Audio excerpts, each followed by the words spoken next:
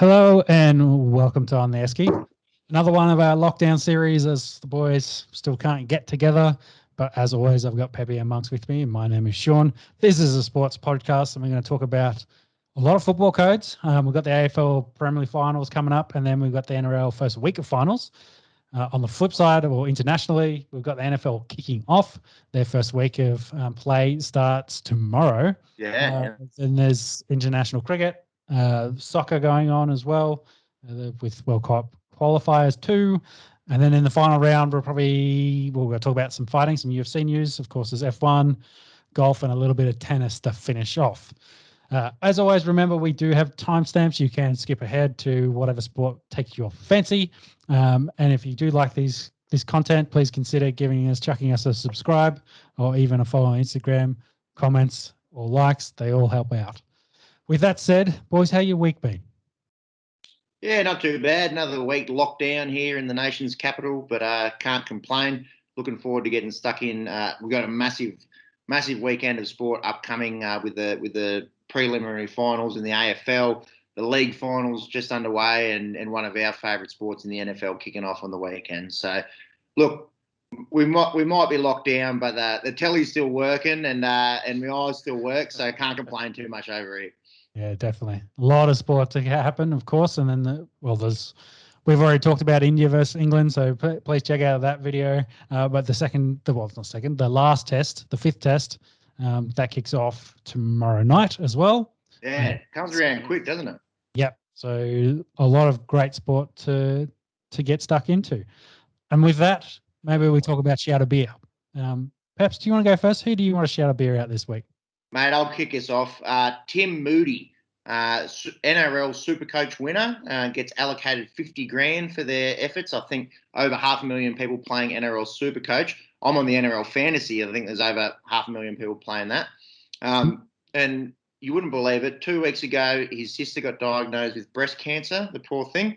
So they interviewed him and they said, what's the $50,000 going to? And he said, look, 45's going straight to the sis, help out with her treatment. I might keep maybe 5 for myself. I think he wants a customised Viliama Kickow jersey, big Panthers fan, and the rest is going to help his sister out. So, mate, I'm shouting him a beer. Absolute legend effort. Big NFL fantasy nuffies here. Play a little bit of NRL and AFL and always no good. Shout out to the Steamboat, Michael Steamson, if he's listening, absolutely towels us every year in AFL fantasy. There's a lot of people that play it. It's really revolutionised the way that people watch sport. And this bloke happened to be the best player out of about 500,000 Aussies playing NRL Supercoach, and helping out his sister. So enjoy it, Tim. Well earned, mate. Yeah, definitely. Yeah. Monks, who's your shout a beer for? Yeah, I'm going to shout a beer for Lauren Jackson this week. So it's just come with the start of the WNBA season about to hit us. They announced the W25, so being the 25th season. Then announced the 25 top and most influential players in WNBA history. Lauren Jackson was one of them. And she's also getting inducted into the Basketball Hall of Fame this week as well. Shouting a beer to Lauren Jackson on a stellar career. Yeah, great Australian legend of the basketball arena. Yeah. So that leaves me, and my shout a beer was going out to the Paralympics. Another great event. It finished up this week on the 5th. So I wanted to shout a beer out to all the participants for putting in a great effort and for putting on an excellent event, as always, in the Paralympics. And I think China came home first with a boatload of medals, followed by Great Britain and the USA. And I think Australia was 8th from memory. I think so, yeah. I think Italy were right behind them. But yeah, another great event in the books following up from the Olympics a month ago. You're shouting a few beers there, Sean. Mm-hmm. Every Paralympian. Yeah. The brewery, the Asaria brewery, will go broke with the amount of beers that I've just offered up. I have to get a sponsorship deal to make sure I can pay for all of them. Yeah. Yeah. So with Too that easy. said, I think we kick off and get stuck into some football, and we're going to kick off with the AFL. Here heading into the semi-final. Well, the semi-finals happened last week, so we'll cover those two games real quick. Geelong took on GWS. Geelong were winners, 103-68. Of course, well, the Cats were too good. Toby Green, less Giants. Big Tom Hawkins kicked 5. Lockie Winfield was best for the Giants with 34 disposals. What did you boys think of this one? Yeah, it was the Cats from the get-go, really. It was one of those games where they just got that early lead and the Giants couldn't really claw their way back into it. Yeah, obviously the big talking point was Toby Green getting scratched last week. We already spoke ad nauseum about that. I'm really looking forward to seeing Geelong going up against Melbourne. I think they match up well.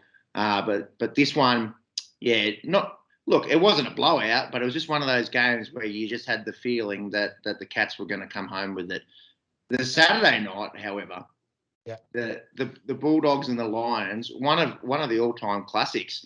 The Dogs get home in an absolute thriller by a point, a handy behind from Latham Vandermeer right at the death there, to get them ahead by a point. Jack McRae, big as always. He had 39 and a goal, and a real standout game for Bailey Smith, performing on the big stage with 27 and a goal, a really crucial goal.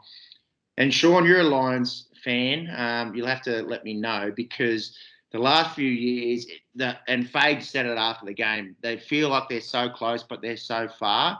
It seems like they always they made the prelims last year, but then I think 3 out of the last 4, they've bowed out here in the semis. They've put in good seasons, but they just can't quite get there.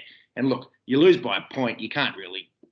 That's just flip of a coin kind of shit.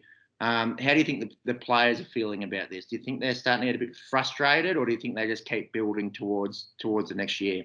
Yeah, potentially, and that might lead into the next point. I think what you said there, the flip of the coin, that potential like luck or bounce the ball, because right at the end of this game, the classic example, we got Charlie Cameron one-on-one with no one within 50 metres of him and the one Bulldogs defender. The bounce the ball is all he needs, and then he's got that, he runs away with it, scores a goal, wins the game. Of course, they doesn't get the bounce, they fight over it, and the ball goes out, everyone comes along to defend, and then the Bulldogs end up winning. So yeah, there's always a little bit of aspect of luck into it, but sometimes with the really good teams, they make their own luck.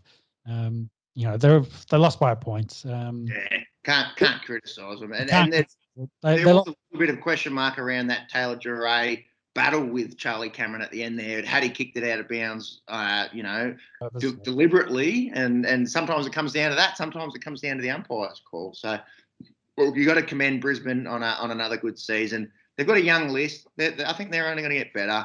And yeah, like Fake said, so close but so far, but they'll be there or thereabouts in 2022. Yeah, so 2 points. Well, one of the points of the next one. Jared did get knocked out in this, so Mr. Berry, he face planted, was not by his words, not the worst, or by my uncle's words, his father's words, not the worst knockout he's had. Like, as soon as he hit the ground, he basically said, "Where am I? What am I doing?" So he had no idea what was going on. So they ruled him out. He didn't play the rest of the match.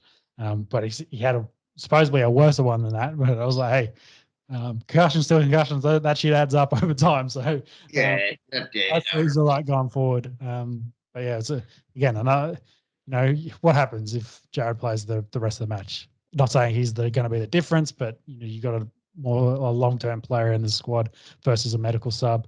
Who knows? But the boys were distraught afterwards. And you made your point about frustration, and that I think might lead into the next point here, because the news, I think straight up the next day, I think came out that there was chat that Lachie Neale had asked to be traded back to Freo. He wanted to go back to Perth. Wife, of course, pregnant, want to raise their first kid there. Whether maybe I think what it ended up being was they had a conversation about, I'm not sure what I want to do long term, like a theoretical, what's your 5-year plan kind of thing. It's like, hey, I probably want to go back to Perth and raise my kids there. That's where I want to base myself. It was like, but that doesn't mean I want to leave tomorrow. Which media, of course, jumps all over. So Lockie did come out and confirm today that he is staying, that he's got unfinished business. He wants to play 2022 at the Lions.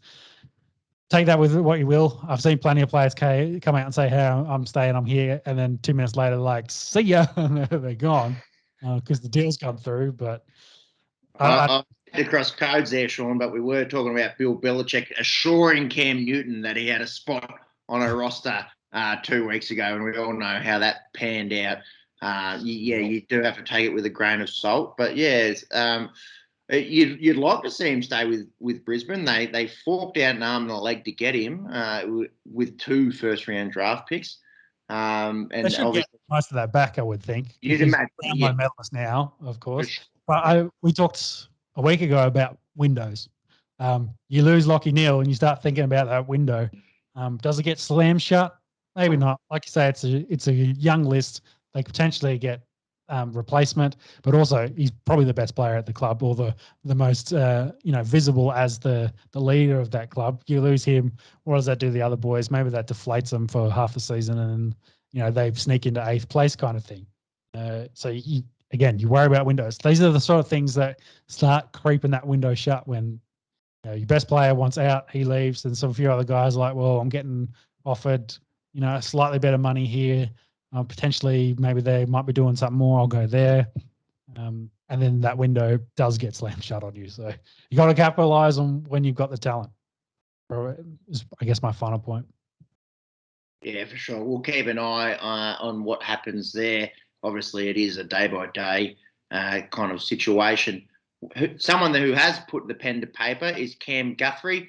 We spoke at length about him being snubbed from the All-Australian squad. I thought he was in the top 40 players in Australia for sure this year.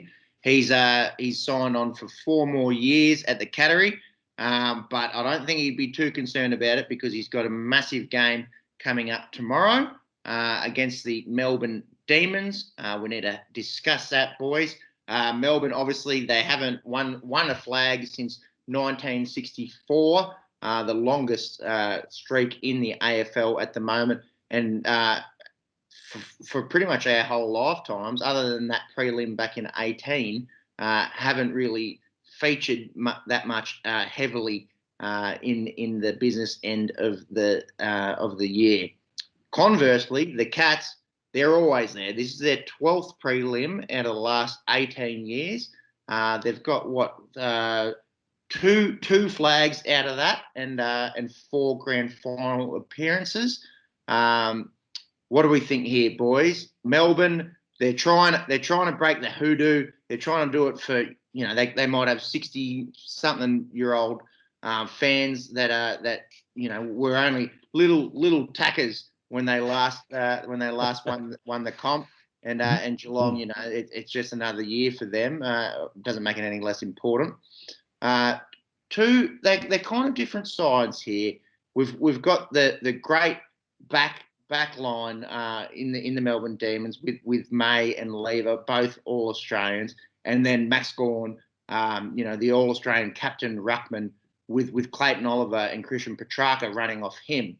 And then conversely, Geelong, you've got Big Tom Hawkins, who's been one of the best full forwards in recent memory, and you've got new signing Jeremy Cameron up front and a pretty handy midfield to go with it. How do we see this turning out? Can you pick a winner? Because I've found it very difficult. I've gone Melbourne. I think just from that midfield prowess of Gawn, Petrarca, and Oliver, very, very hard to match. But having said that, I think this could go either way.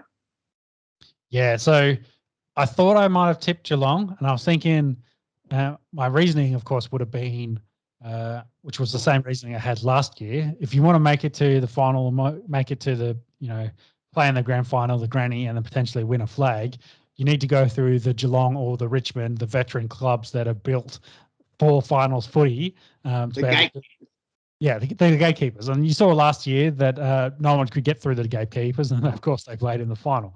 But I just checked it. I have picked Melbourne because overall you think Melbourne got the talent. Like they say, like you just listed, they've got the squad. Potentially maybe do they run into Geelong and they're just a year away? Like they've gone like, hey, we need to lose this finals to understand like how to win a final, and we come back next year. I could see that happening, like you said, coin toss in this one. I think it'll be an excellent game of footy, but I have tipped Melbourne, so go the D's. Monks? Yeah, extremely tough one to pick. And odds probably don't really reflect it either. I definitely think it's going to be a close game. I have gone the D's as well, so fingers crossed we haven't put the curse on them. They are favourites at the moment, $1.50. Geelong are out at $2.60 at the moment. Yeah, it's interesting that you say that does. I don't think that reflects how close this is. I'm not sure why Melbourne are that short. Obviously, we've all gone them, but I don't think that $1.50 to $2.60 quite reflects how close this game could be. Went down to a kick, 3 weeks ago. We were talking about Max Gawn kicking that one after the siren for the D's to come away in that last game of the regular season to win the minor premiership. I'm not quite sure why Melbourne are so short in $1.50. You wouldn't think having a week off plays into that much.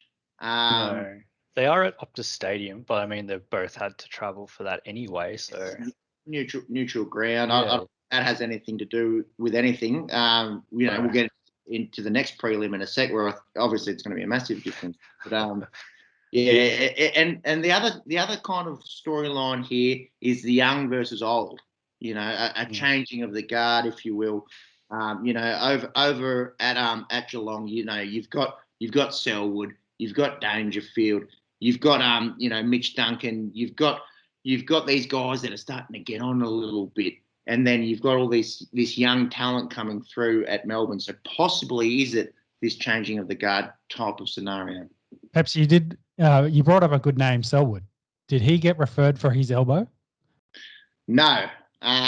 Sorry, he did get referred. He didn't get suspended. And then Toby Green tax for him. So yeah, when you look at the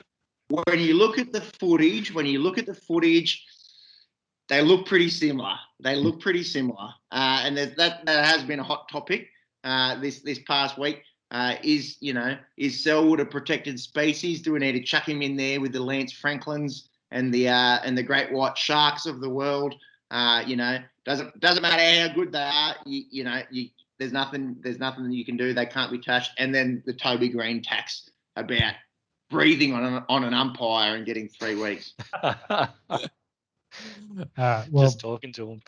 Yeah, you did answer my question. So Selwood's still in. I thought they were identical. I would have thought they'd give the same penalty, but taking it out of the NRL's book, no consistency. We'll keep going from there. Marks, what was the line in that game?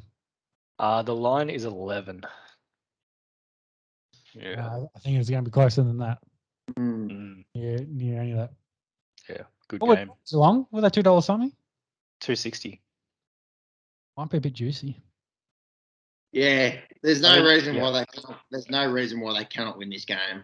Yeah, no, like you said, they are, I guess, the gatekeeper. But yeah. So let's talk about the other game. We've got Port Adelaide taking on the Western Bulldogs at Adelaide Oval, as Peps alluded to before. So Port Adelaide will have the massive home field advantage. Assuming they'll have a packed crowd out there, I don't think they're limited, or are they limited to 20,000? They had been limited to 20,000. I'm not sure if that's been allowed to go up. And we did speak about that first week of finals when they had that win. 20,000 sounded like 60,000 in there. It felt like a full house. That Port crowd gets very vocal. And you've got the Western Bulldogs coming off a 1-point win, and then the week before playing Essendon in the rain in Tasmania, and then 3 weeks of losses behind that. So, and I think the odds probably reflect it. I think Port going into this quite handsome favourites with the home ground advantage, the week off, and some really, people talk about this Western Bulldogs midfield with Bontempelli and McRae and how good they've been. They kind of a little bit under the radar sometimes about how good Ollie Wines and Travis Boak have been this year. So that midfield matchup will be great to watch. Can't wait. I've gone Port. I think that the week off and the home ground advantage is massive. And I'm probably, look, I wouldn't put my house on it, but I'm probably more confident here in Port getting the win here than the Friday game. I've done the opposite. I picked Western Bulldogs. I like that. Yeah, all right. And shout out to Macca, because I think if I've picked Melbourne as well, the Macca household will be jumping up and down come grand final time. So, yeah, either or for me. For both these games, flip of the coin again. Could be won by a single point or a single goal. They should both be very, very close. So I've picked the Bulldogs. They beat Brisbane, so I'll pick them here. Monkey Magic, you got the casting vote here. A lot of power. I do. So it's been confirmed that the capacity for Adelaide Oval is going to be 26,500 this weekend, so should be a good crowd. Still only 50%. I have also gone with Port. I guess you can't get past that home field advantage for them at the moment. They are favourites heading into the match $1.40. Western Bulldogs are out at $2.98 at the moment. We have a line of 15.5. They'll be hungry, those Port fans. They haven't had that flag since 2004. Yeah. Look, there's no reason why the Dogs can't do another miracle story. They won it from 6th, I think it was. Love to have Macca here. But back in 16, they did it from nowhere. So can they do it from 5th this year? Look, we'll know in a few days. But I think Port are heavy favourites for a reason. Yeah, I agree. Before we finish up the AFL chat, I just want to see, Peps, did you see there was reports that Carlton had asked Collingwood how to run a head coaching search? No, I did not read this, and I don't know why you'd be asking them. That was my point exactly. It was like, why would you ask them? Which I think kind of keeps hammering home the point that the board probably doesn't have an idea of what they're doing over there, and maybe they're the consistent pace throughout all the years. Maybe they're the problem, not the solution. My feelings are the board was there with Nadia Bartel on the weekend, and they were the ones that were doing the filming and putting it on Instagram. That's I think where their heads at the moment. Look, I'm not condoning it. But you know, if you're going to do it behind closed doors, is probably the best way. On your Instagram story is probably not the best way. I think we can put Carlton's board and Nadia Bartel's best mate. We can paint them with the same brush at the moment. Yeah, I can't say that Carlton's got white line fever though. They've probably got the opposite of that. Yeah, they've got what's it when you're constantly disappointing fever. Oh, you could probably call it Pep's fever, really. It's all right. I was going to call it Asian sun fever. You come back and see me when you're a doctor. All right. Boys, moving on. Yeah, moving on. So then we move cross codes. We'll go into the NRL. To kick off some NRL news, we'll start with Queensland. There's a bit of Queensland news actually going on. First, with the State of Origin side, Paul Green and Queensland Rugby League agreed to part ways. I think it all came down to Paul Green couldn't guarantee he wouldn't take a head coaching job next season. At the moment, I don't think there's any positions open. There's always the chat about Michael Maguire getting the shaft and potentially he could be a replacement of the Tigers. But by all accounts, they all want Tim Sheen to come back. And if that's the case, players like Maguire want to keep him. Who knows what's happening there? Nothing official. They're doing a review. Supposedly the players are helping do that review. Again, no idea what's happening out west. Absolute shit show out there. Yeah, it is. Yeah. But for Queensland, Paul Green out, so they're now looking at a replacement staff. The rumours are that Billy Slater will get offered the job. I think the only NRL coaching experience he has is under 12s. So it'll be interesting. Of course, he's probably potentially an immortal at a fullback position, the greatest of the last 2 decades, not named Tedesco or Tommy Turbo currently. The rumours, though, also that JT potentially would be on his staff. JT didn't want the head coaching job, but he could potentially be on the staff. And Wayne Bennett might be included as well as, again, a consultant sounding board as part of it. I think they just want to create a Queensland Legends coaching staff, and then they'll probably have the actual technical guys that come in and run, say, the offensive and defensive sides of the ball for them. But it's interesting how they're taking that direction on Queensland. No idea how it'll come off. But time will tell. Wasn't Wayne Bennett's name linked to every single Brisbane expansion club that we were talking about a week ago? None of that's official yet. Truth is around any of these. I think, they're like, oh, let's talk about something. Wayne Bennett's going there, There's a head coaching spot available at the Jacksonville Jaguars. I heard that Wayne Bennett's available. I don't know how much to read into that. However, the Billy Slater talk is definitely real, and possibly with some assistance from JT. I think Wayne Bennett goes to an NRL club.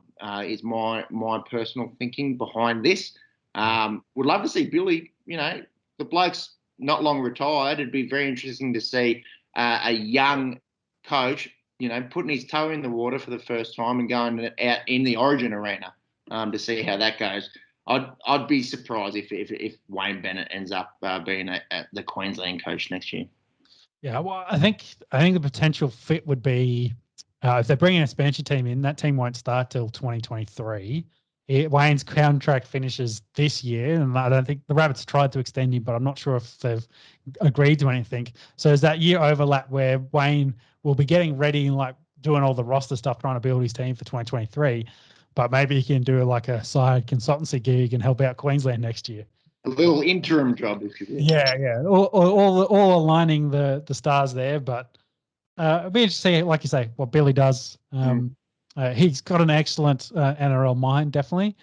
Just how he can then turn that into coaching and getting the boys G'd up for a massive game against New South Wales in the middle of next year. So something that has been confirmed, the grand final is going to be at Suncorp. They're expecting a full house. A bit of cocoa up there today for Queensland, so we'll see how they go in the coming weeks. But, I think they threw $19 million at NRL to get the rights to host the grand final. And, Big Dick Peter V'landers loves $1 million, especially when there's 19 of them. I'm not sure what Queensland government's sports or media budget's looking like at the moment, because they've spent a fuckload on an NRL game. Well, you got to spend money to make money, Sean. I think that a lot of that comes into play. And I think you might be underestimating who's got the biggest dick running around there. And I think it's Anastasia Palaszczuk. I think V'landers has flopped it out, and they've gone, that's a good 9.5 inches. And then Anastasia's just gone, check out this fucking Subway foot long, and she's chucked it on the table. Look, we don't want to get too political here. We are a sports podcast. But you saw it with Origin. There's all these COVID rules, and then all of a sudden, we can have an exception for Origin. We can have an exception for the grand final. We can have an exception when the Prime Minister of the country wants to go see his kids on Father's Day. That's completely different to the rest of the country. But look, jokes aside, I'm glad that we've got an NRL grand final confirmed at arguably the best venue to watch rugby league in the world, and a full crowd. Look, the COVID argument is it's another kettle of fish. I want to see a packed out Suncorp Stadium to watch the culmination of a long season. I think it's the right call. And politics aside, I want to see a bit of atmosphere at this game. The one issue I guess they've got is the Queensland teams this year have stunk. The Titans only scraped into 8th. Maybe you consider Melbourne a pseudo Queensland team. Definitely. It won't matter. New South Wales team. This game will sell it. It doesn't matter who's playing. This game will sell out. Trust me. And look, it may not be as passionate as a crowd as you might see if the Broncos were there. You got to cast your mind back a long time actually before you can imagine the Broncos being any good. But don't worry, if this is Melbourne versus Penrith or Melbourne versus South or Melbourne versus Manly or Melbourne versus Anastasia Palaszczuk there, you're going to see a packed out Suncorp Stadium, I think. Oh, definitely. Big time. So with that, I think we need to talk about the NRL Finals and the games coming up. The regional fans, big winners, of course, this weekend. There's games on the Sunshine Coast. Townsville gets a double header and Rockhampton as well. Mm-hmm. Peps, sounds like you're pumped for the games after a pretty pointless month of footy. Yeah, I think we've sort of harped on it a little bit on the podcast. It's a long season, and some of these games I've just gone, look, I'm not fucking watching that. If the last regular season game of the year that you're going to dish up is West Tigers and Canterbury Bulldogs, and Canterbury go out and put 38 on them to zip, like I'm trying my best just to watch my own team. Since the party at Vaughnies, I'm trying to get passionate about watching the Dragons. I'm glad we're here. I'm keen for the weekend. I can't wait to get stuck into these games because they mean something. Yeah. And if you ever get bored, go have a look at the 2018 NRL ladder where it finished up, because I think between first and eighth there was like one game difference. Talk about parity and compared to where we are now. Well, this year, it was a battle for eighth, right? Which we got last weekend, when that was enjoyable to watch as a neutral. Heartbreaking for Cronulla fans with the Gold Coast storming home and to clinch that eighth spot. But outside of that, everything was pretty much decided. Gold Coast get through with a losing record, and then you're talking about Melbourne at the top, who've lost 3 games all year. The disparity between first and eighth is pronounced this year. Yeah, definitely. And they've also been talking about a few wild cards. They want 10 to get in. Like, nah. It's just a waste of time. It's just more footy for footy's sake. Yeah.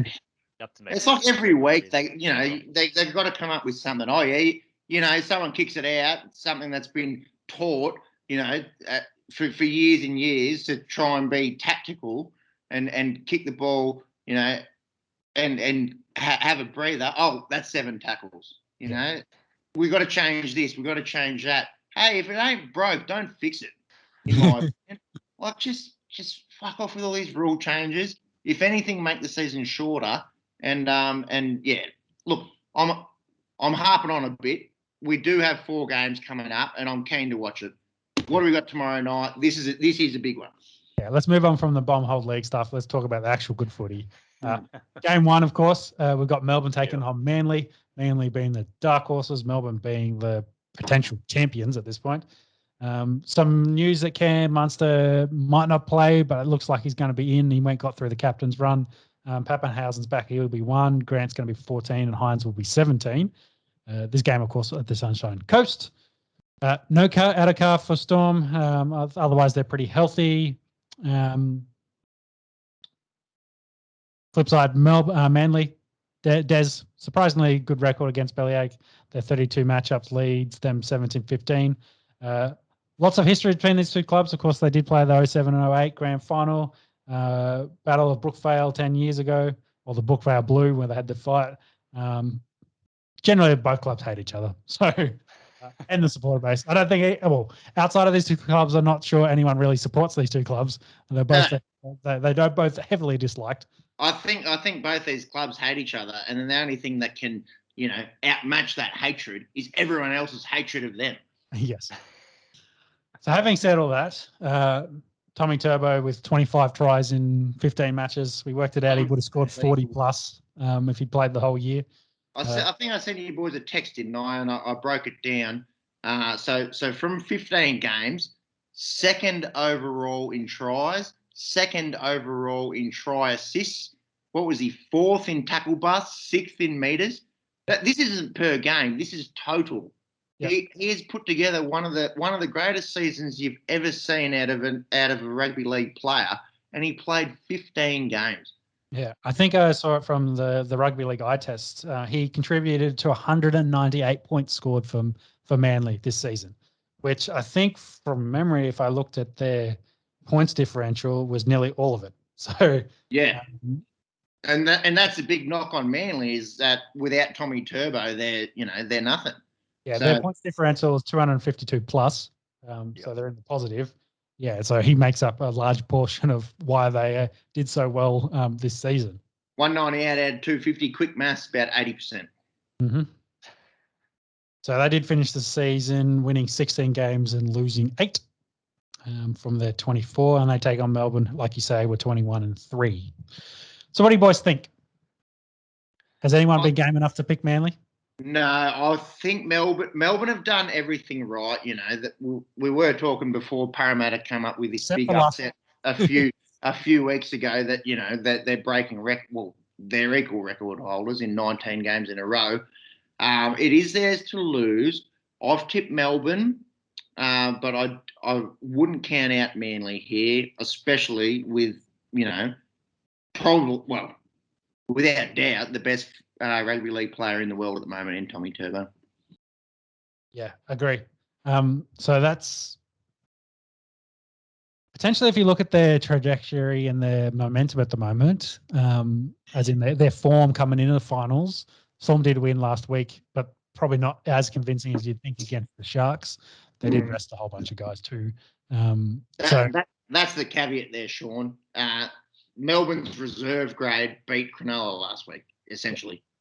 So does that mean they come in a bit flat to this one, whereas Manly, who played nearly full strength side, come into this raring to go? Maybe does that play a part? But I think Melbourne, I think they're showing their best club all year. They'll probably keep that going. I don't see Bellyache, Craig Bellamy, allowing them to come unprepared into a finals. That just does not seem to be Melbourne in the way how professional they are. They've been here a lot of times. Yeah. It wouldn't surprise me if Manly lose this one and then they do the full circle and come back, and potentially they're the ones that are playing the Storm in the final, or they're playing Penrith, or one of the two again in the semi-final to then make it into the final. I don't think that's out of the realm of possibility. This could be the grand final, prelim. Yep. I think Penrith are very good. The other sides I'm not sold on. I think between these two and Penrith, I think that's the best three sides in the league at the moment. Yeah, I agree. So I picked Melbourne. Monks, who did you go? And give us some odds, please. Yeah, I'll keep it simple. I've got Melbourne as well. They are favourites, $1.37. Lions 8.5. What's Manly? Yeah. Sorry, Manly's $3.10. 3.10. Yeah. Yeah. Pretty juicy. Yeah. Like Melbourne, but that's pretty juicy. Yeah. True. But yeah, so, I guess you can't go past a 99% healthy Storm team. What's a plus 13? Plus 13 for Melbourne, it's $2.37. I don't like that, to be honest. I think this will be close. Yeah. The next match we've got is the Roosters taking on the Titans. This is at Country Bank Stadium, 5:40 on Saturday. Of the games, this is probably the one I'd be least interested in. I think I picked the Roosters. I think the Coach of the Year award probably comes down to Trent Robinson and Craig Bellamy after how good some have been, but also how good the Roosters have been, considering they're playing a reserve grade side all year. Yeah. A lot of that comes into what you got to be thinking about in this game. A big call from Trent Robinson this week. Sammy Walker will be coming off the bench as per last week. Maybe not quite sold on an 18-year-old. Commanding the troops in an elimination final. Probably I'd say coming to it as well. He's played all year and he's, like you say, 18. I was like, hey, maybe we see if we can get him through a couple more games and get him right. Coming into, like, if they make the grand final, maybe he plays the full 80 at half in the grand final, because he's been awesome for them. He's been great. Yeah, he's also had bloody David Fafita. Actually, that's probably why he's not starting. He had bloody David Fafita running at him all season. So Fafita's coming off the bench as well. we're saving him. When Sam Walker comes on, Yeah. David Fafita comes on. Yeah, right. Watch out for that happening. I have picked the Roosters. I just think they're more talented and got a better side. Yeah, I've gone Chooks here, and again, I've said it on the pod before. Big Dragons fan here, traditional rivals, but you got to be pretty impressed with the way that they've gone about their business this year, considering they've literally lost the first grade side to injury and retirement. So I've gone the Chooks here. Radley comes back in the side after his suspension. Crichton's good to go. Morris back in as well, I think. Yes. Yep. Morris comes into the centres. They've got Teddy. Yeah, everyone quick to praise Tommy Turbo, and he deserves it. But we want to talk about the best fullback over the last 5 years, and that's James Tedesco. So yeah, I've gone the Chooks here. Look, I'm not super confident on any of these games, but I feel like for mine, this is the one where I'm most confident. Yeah. This Monkey? Yeah, I've gone Chooks as well. They are favourites $1.25. Gold Coast are out at $4 at the moment. We do have a line of 11. So again, that's a fair few points. I probably wouldn't be touching that. Yeah, possibly not. What about Penrith and South? Double header, of course, at Townsville. We spoke about it last week at length. South without Latrell are a different side, aren't they? Yeah, I've just also double checking their ins for this one. So last week they also didn't have nearly, again, half their side. So when I list their ins for this week, Adam Reynolds, Alex Johnson, Cameron Murray, Cody Walker, Damien Cook, Dane Guy, Tommy Burgess, that's most of their big names. So they did just beat the Dragons with a reserve grade side by 4 points. Yeah, we don't need to talk about that too much. But they get all their team back. But I still, if you're going to beat Penrith, who have started to fire at the right time, they beat the Dave Grolls last week 40-6. So they're peaking at the right time. They've hit that reign of form. They've got their halves back. I don't think South will score points. This will probably be a high-scoring game. But without Latrell, I don't see them winning. I've gone Penrith. Agree 100%. We saw that big lull after Origin or during Origin when they were missing guys, and then we saw the injuries to Cleary and Luai. When these guys are fully fit, which they are this weekend, this is half the New South Wales Blues team, Like seriously, between Paul and Luai and Cleary, and you throw in the likes of Kurt Capewell, who played for the Maroons. You got Viliama Kikau, who's one of the best back rowers in the league. You saw how good Isaiah Yeo is as a ball playing lock. I think these guys are the real deal, and I think they take care of business here. Penrith for mine. Yeah, I'm be interested in total match points in this one, Monks, as well. Yep. It might surprise you. I've gone Panthers as well. They are favourites $1.25. Sure. Rabbitohs are out at $4 at the moment with a line of 11.5. Don't have a guess at total match points. 55. No. 44. Yeah, 44. Oh. That's not in front of me. That's I don't know. Yeah, we say it with Macca if we should be impressed or concerned about that ability to. That's it. Yeah. I might take. You like the overs? Yeah, I like the overs. Yeah, South can score. Penrith are good defensively though, so. Yeah, probably I guess heading into finals footy, probably reckon a little bit of a lower score maybe, but. It does. The odds do reflect though how dominant Melbourne and Penrith are. Penrith are $1.27, and what were Melbourne were $1.36 or 37 as well. Coming into the into finals. Well, each final is a definitive favourite. Melbourne are definitive favourites. The Chooks and the Panthers are definitive favourites. And the next game, Para are big favourites, I believe, as well, aren't they, Max?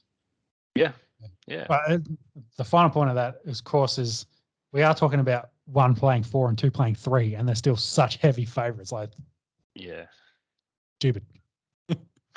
Yeah. Look, let's finish it. Let's finish up with the Dave Grolls, who shouldn't be pretenders. Hopefully, in this one, Parramatta Eels take on Newcastle Knights. They're Rockhampton getting an NRL Finals game is a bit strange. Hey, it's happening. Viva Rock Vegas. Viva Rock Vegas. I think by the end of this, they would have played NRL games all over Queensland. So hey, they're getting all the footy at the moment. Yeah. But who do we? I think Newcastle. Sorry, I'm going to jump straight into it and say Parramatta. I think win this. I've picked Parramatta. I think Newcastle come into this a bit underdone from memory. They lost last week to Brisbane.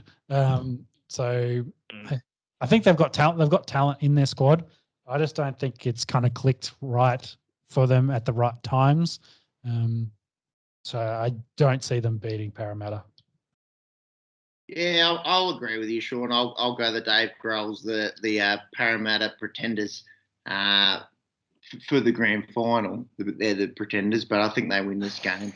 Look, you got to side with Kalen Ponga and Mitch Pearce. You can't rule them out, but after seeing what Parramatta did to Melbourne a couple of weeks ago, I've gone the Eels here. Yep. Yeah, I agree. Yeah, I've gone the Eels as well. They've got a lot of players coming back from being rested from last week. So that can only, I suppose, work in their favour if we go the same theory as with some of the other teams. They are favourites, $1.39. Knights are out at $3 at the moment, and we have a line of 7. Cool. I don't think it's been talked about enough in regards to Parramatta, but the Nathan Peats injury, losing their hooker who potentially could have played for Queensland. I think when Reed Marnie. Oh, sorry, Reed Marnie. Why am I thinking Nathan Peats? The old hooker. The old hooker. Oh my god. Yeah, Reed Marnie. That's some Donald Trump shit, man. You forgot which hooker's in there. No, that's some Joe Biden. Yeah. That's Joe Biden shit.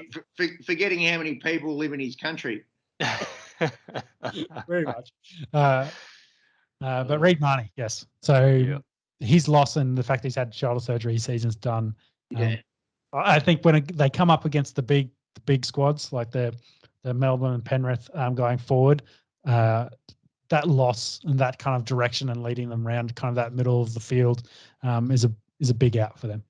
Yeah, they've got young Ray Stone playing 9 for the Eels. As we spoke about before, Marnie close to getting an Origin jumper this year, so that is a big hole.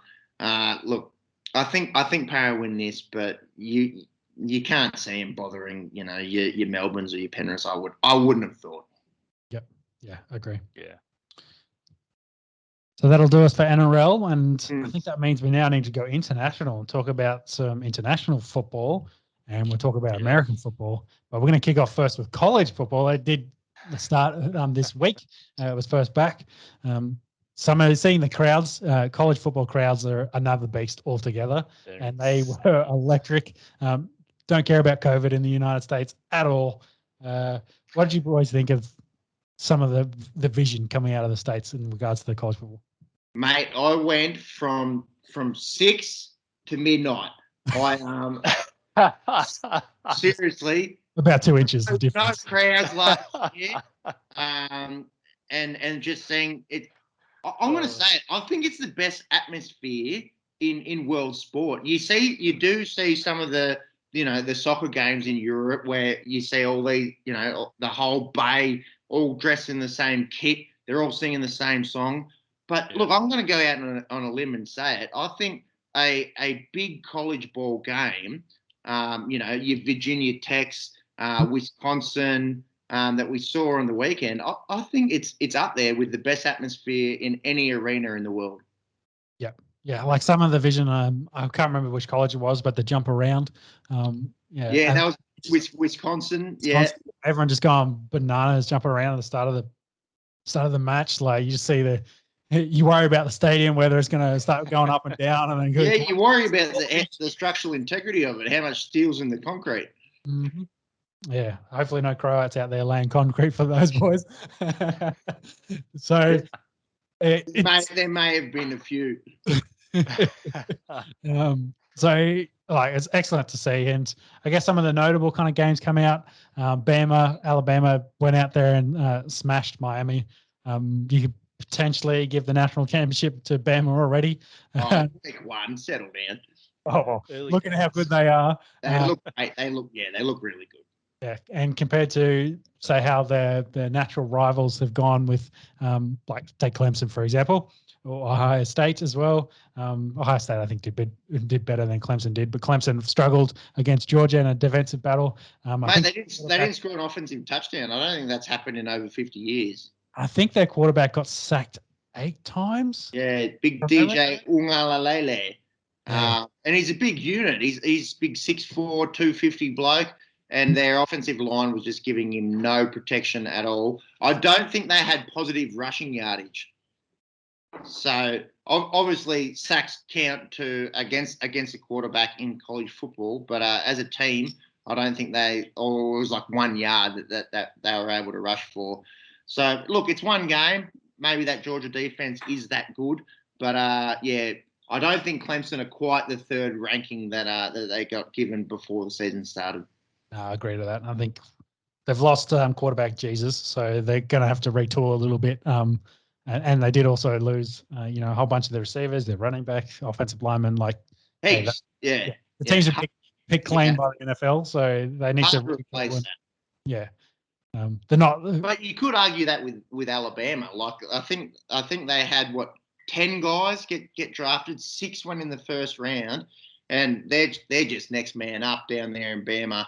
3 NFL teams over there, so they've got more than enough talent. They're an absolute factory at this point. Absolute factory. I think Clemson's one of those ones that they like, even from Deshaun Watson to Trevor Lawrence, they just needed that year in between to then get to the next guys, the freshman guys come through, and then to get to them to the next level where they can then compete again with the Bama. They don't just have class after class of NFL talent just coming through the door constantly. Not quite Bama level. But speaking of not quite Bama level, there's a lot of chat around Oklahoma this year, and Spencer Rattler, he was odds-on favourite to be the Heisman winner. They got the win against Tulane, unranked Tulane, by 5 points, and Spencer threw 2 picks. So perhaps as soon as, again, only one game, but perhaps not quite where people had them predicted before the season started. Yeah, and throwing 2 picks doesn't help your chances getting votes for Heisman, even if they win. Well, again, we'll have to see how the rest of the season goes. It's early days, baby. The take-home message. The take-home message is how good is crowds back at college football. Yeah. I guess we should probably talk about the one silly thing kind of coming out of college football is the whole targeting rule and ejections that are coming from targeting. So for those that don't know, it's primarily it's only on defensive players for where they initiate contact. Basically anything where you hit an offensive player, especially above the shoulder, so within the helmet, with your helmet, so anywhere in the crown or face of your helmet is considered targeting and a straight injection. So I think it was possibly the Florida game.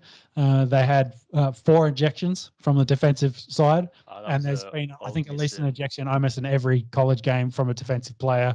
There's been a huge amount. It's almost like the witch hunt the NRL did at Magic Round. They've kind of done the same thing in week 1. Right. I've seen a heap of people say, "Hey, targeting, don't just eject these guys because because the number of ejections is ridiculous. Maybe it's to be more of a penalty, and some of the stuff's real soft. Like if you come through and you're actually trying to kill a man, definitely eject him. But some of the stuff, it's just kind of testable tackling where the head's probably just got up a little bit high. You've connected the other person's helmet, but your day's done at that point. Hit the showers. So there's such a fine line, isn't there, between delivering a good, clean shoulder to shoulder contact rather than the head to head. Yeah, I like the analogy with the Magic Round crackdown in the NRL because look, at the end of the day, it's a contact sport. It's dangerous. People are aware of the risks that they're undertaking, and you can't just wield the axe and just go completely the other way and just start changing the whole dynamics of how to tackle. Hopefully, they find a happy medium in the coming weeks. Yeah. Well, what they don't want is, well, they did 4 players from 1 defense. They don't want, all 11. You're missing 4's already half your starters. You don't want the rest. Yeah, 4's too. Yeah, for mine, it's a bit much. It's a knee jerk reaction. Yeah, hopefully it's not a prelude to what the NFL does. So I don't think we want to be seeing any of this. But yeah, the South Park episode, where they're all wrapped up in bubble wrap and they've got to go hug each other. That's a tackle. Look, we're not quite there, but you can see it on the horizon. Yeah, definitely. But anyway, let's talk about NFL is back this week. The one kind of news item before we get into the previews is supposedly the Washington Football Club has gotten down to rumors they've selected 3 names, but the list that Adam Scheffner reported had 8, and he got confirmed with Snyder, which I think was either the sister or wife of Snyder, the owner, the president of Washington football team. That yes, of that 8 list you've announced, 3 of the 3 names we've got it down to is on that list. So that list includes Armada. Did he say it? Armada. Okay, President's Brigade, Red Hawks, Commanders, Red Wolves, Defenders, and of course the Washington football team. Of that, boys, which ones do you like the most? The same shape as a donut. 0. If I had to pick one, I'd probably pick the Red Hawks because it at least connects their previous history as a football club, and then also the history of what they're trying to, what that was based on, but in a more respectful way. I think that's probably one way. I prefer that one over Red Wolves. It's interesting they say their list is down to 3. We know that the Washington football team will be on that list. I almost guarantee that will be one. So the question is what the other 2 are. I think one of them will be something with red in it because of that reason I just said before. Potentially the Red Hawks, I think, makes more sense. But then again, there is the Seahawks already, and you've got, Falcons. There's plenty of bird teams already floating around. Brisbane Firehawks coming into the NRL perhaps next year. You don't want to encroach on that ground. No. But there's no Wolves, Red Wolves, no Wolves at all in the NRL. Do we have any dogs in the NFL? Sorry. No, not at an NFL level. There's about 8 division. There's about 8 Division 1 teams that are the Bulldogs, but at the NFL level, no. You can't count the Browns. Oh, Browns. Oh, yeah. Well, yeah. Actually, no, you're right. They're dog pound. Yeah. So I hate to disappoint. It's not going to be the Red Hawks. It's the Red Hogs. Oh. Hogs as in pigs. Oh, hog. I like that much better. Go hog. Go Hogs. Yeah, that's got a bit of a ring to it. I reckon. I'd probably stay away from Commanders or Presidents. And I don't want to play the race card or anything like that, but you go from the name you had and then you change the team to reflect something that's predominantly been white for a long time. It's like I kind of don't like that story of history connection. So yeah, for me, it's got to be Red Hawks, Red Wolves, maybe Defenders, or they'll do something stupid and they'll stick with the WFT. I don't like anything. I reckon we need something that encompasses what it means to be a citizen of Washington, D.C., whether that's the Washington Lewinskis or the Washington Watergates, something that really gets the city around. Yeah, we remember that, the Washington, I didn't have sexual relations with that woman. It's a bit of a mouthful, sure, but something that really gets the people together. Very funny. Well, we'll see. We'll see what they do and what they end up picking. It'll probably end up being something entirely shit. knowing how the Washington football team is run. But that's enough of that. Let's talk about actual football. Let's go. Thursday night football kicks off tomorrow, which is Friday for us. First game has Monkeys Buccaneers taking on the Cowboys with Dak's first game. Tampa Bay, of course, being the Super Bowl champs, going up against America's team. Bucks have got all 22 starters coming back. Monks, are you confident they can go back to back? Look, it's only start of the season. That didn't sound like a man that's confident. No. He's downplaying it. He's being humble over here. That's what he's trying. I am. We did kind of touch on it last week. Teams very rarely do go back to back. The last team to do it was Tom Brady's team. Definitely make the playoffs. Definitely go deep into playoffs. I mean, I'll throw it to you, Peps, whether they can get past a Packers team to make it into the Super Bowl. It's a long season. Absolutely.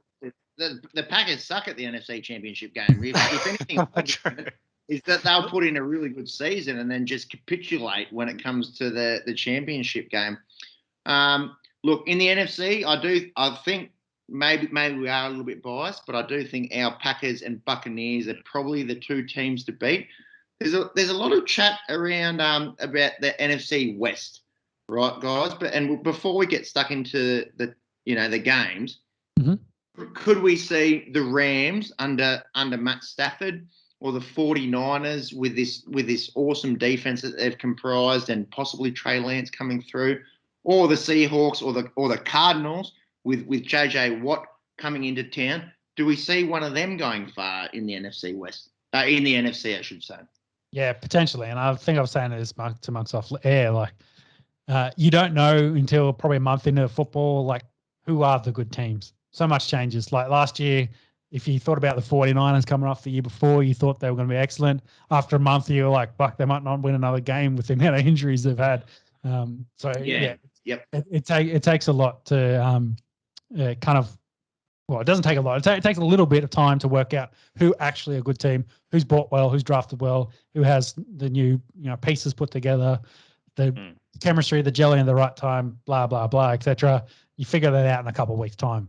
So it's hard to say now. I will say, as Rams is a classic example, basing on the tips, Monks will get us the odds later on, but in their game against Chicago are actually heavily favoured by the tippers to win that game. They've been tipped more than the Rams have. And I would have thought the Rams are probably going to win that game. Yeah, that's very interesting. It is. Well, what do we think of this one? So we got Bucks taking on the Cowboys. Yeah, I think Bucks. There's a reason why they're the champions of the world. I think their defense is a lot better than Dallas's defense. I think that the offensive side of things will be very interesting with Dak coming back. Through 5 weeks last year, led the league in passing yards. If he's feeling fit and well, I'd imagine they score some points. I just think on the defensive side, the Bucks might be too good. I've gone Tampa here at home. I think they get their season off to a 1-0 start. Monks, I imagine you tend to agree with that. Yep. Yeah, no, I do. I've gone Bucks. They are favourites at $1.22. Cowboys are out at $4.35 at the moment. We've got a handicap here of 8.5. What's total match points? Total match points 51.5. That's a few. But if there's any game that could do it might be this. I think the Bucks defense is too good to be confident on taking the overs there. But I'll take overs all day. I think you like that? Yeah, Cowboys, like you say, the defense is better. They bought well, but it's not Tampa Bay level. But they will chase the whole time. I think the Bucks will score points. Cowboys can score points. They will have to chase the entire time, and they'll try to put out a big score. I think this could be a big score game. You like a shootout? Bucks 38, Cowboys 31. Yeah, I think it's a big time shootout with the Cowboys chasing the entire time. Bucks. I like it. I'm hoping for a shootout because I've got Prescott as my starter for fantasy football this week. Yeah. By the way, Monks' fantasy team looks unreal. I was looking at it today. I was like, how the fuck do you pull this off? Well, we are in it. That's Let's all right. let the listeners know we are in a keeper league where We he's are. managed to get Alvin Kamara for a 7th round pick. Yep. So how Monk's team got assembled, how Joe Biden became president. It's pretty much the same conversation. There was some strings being pulled. There was some You strings reckon? being pulled, yes, from powers that are unbeknownst to us. Yeah, this team's been 2 years in the making. It's been 45. Back to the Joe Biden reference. Yeah, I think you've done very well. I think you drafted very well, but yeah, I am quite afraid of your team, if you will, Monks. Have you boys caught much of the Hard Knocks? Did you see Dallas on KO or Game Pass on Hard Knocks? I can't say I could do cut day. I think I'd be way too, like you say, too invested in it, and the absolute feeling in cut day, especially the guys that make the team and then next minute like, oh, we've got this guy on waivers. See you later. And you're just like, what the fuck? Like, it's such a rough day for NFL. Yeah, mate, watching it, I was like, oh, I'm invested here. Like, you've got this Hard Knocks story. They had that fella Alarcon coming up from Mexico, and these families there. His mum's watching it. You've got this, undrafted running back. Oh, has he got a chance? And they show you into their life and the effort that they're putting in. They're in there. They're doing reps on the in the training camp. They're doing reps in the gym. You're really rooting for them. And then cut day comes along and they just say, thanks, but no thanks. We'll see you next year. It's like Oprah, you get cut, you get cut, you get cut, you get cut. Mate, hard to watch. Yeah. Well, especially because, so what was it? Is it Tuesday last week? I think it was cut day. Yeah, because there was the week break. Yeah, but they get from 85 or something down to 53. So each team's cutting 30 blokes. So when you think about it, that's within training camp, that's 30-40% of people that were in training camp through preseason getting quick math in the NFL. So it's a lot of it's why those jobs are so sought after, and why it's such a competitive sport, and why so much talent. There's I think 3,000-ish guys come out every year out of college. 10% of those make it, get drafted. Maybe another 5% make undrafted and get onto squads, but then they get cut and maybe they get pulled back on a practice squad. Like, it's such cutthroat. That's why they have the elite athletes. Not for long. That's what it stands for. It'd be interesting to see what kind of team you could make out of players who've been cut. Yeah. For the regular season. Yeah. You take the guys bet my body that they would be better than the Detroit Lions will be this year. Potentially, like if you pick up someone like Todd Gurley, who's on the free agent market at the moment, like there's talent out there. KJ Wright from the Seahawks, he was in an NFL top 100 list last year. He doesn't have a team. Yeah, crazy. Yep. There's a 6'6" Australian receiver that's just been down here in the wilderness. He runs about a 5'1". Yeah, he just about stuck 6 in inches. lockdown. Mate, seriously, if you put it in anywhere in the vicinity, he'd come up with a ball. He's 31 years old, and these teams just keep sleeping on him. It's interesting you mentioned that, because I just want to throw out Tom Brady is officially the oldest player to start a game that isn't a kicker at 44. Was Vinatieri older? Yeah, Vinatieri's older. Yeah, but I think Josh McCown probably was the oldest player that wasn't a kicker beforehand, because I'm pretty sure he played at 43. Okay. But yeah, Brady's now officially the player that isn't a kicker that is the oldest. Think about this. Only 42. Yeah, it was one of them. Could have been VT was another one. There's a few that have gone around that were there, played in their 40s. One of them played at 43. Anyway, my point being is, you got to remember Tom Brady's a starting quarterback. I reckon he could spend the next 10 years as a backup if he wanted to be. Like, honestly. Like, you think of some of the backups getting around, just like, I'd happily take Tom Brady as my backup if I can't be a starter. So Tom Brady could play until he's 50. You said Start above the shoulders, he looks like a movie star. Yeah. It's like him and Tom Cruise and, people that just don't age. Very unusual. Yeah. Perhaps did you see that his crypto ad he did with Giselle today? Made me cringe a little bit. That's the way they kicked it off. And Giselle's just like, hey, I need to talk about something. And Tom's just like, I've told you, it's going to be 10, maybe 15 more years. And I was thinking, it probably could be. He could easily be a starter for the next 3 or 4. And then maybe I'll be a backup deep in my 50s. Like, I'll agree with you on that. I can't question Brady's physical abilities. However, and to quote the great Johnny Knoxville, in the movie The Ringer, I've seen better acting in pornos. that acting, geez, no Oscars getting handed out anytime soon. Let's be honest. Not at all. Not at all. Their modelling careers, on the other hand, that's probably where they need to stay. For sure. Let's get back to footy. The next game was Bills Steelers. A great, excellent game to kick us off. 2 great defenses, of course. You're talking about Josh Allen, and they always, hopefully he starts off hot, Big Ben that is, and fades. Hopefully he has a better year. Their offensive line a bit ordinary. They do have Harris back there. Be interesting to see how this one goes, but I think Bills they're on track to compete deep in the AFC with the likes of the Ravens and the Kansas City Chiefs for me. Yeah, I like the Bills here. They're at home. The Steelers, hard to gauge last year with Big Ben missing a lot of last year. Both great defenses. I think the Bills' offense is better than the Steelers' offense. That's how I've split them here. Yeah. Yep. Agree. Thanks. I don't know why I've gone Steelers. Yeah, they'd be paying what do you get, $3 for that? Yeah. The underdog's $3.22 at the moment. The Bills are $1.35. Yeah.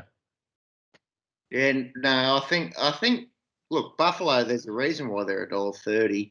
Going to the AFC Championship game last year, the people of upstate New York really getting around them.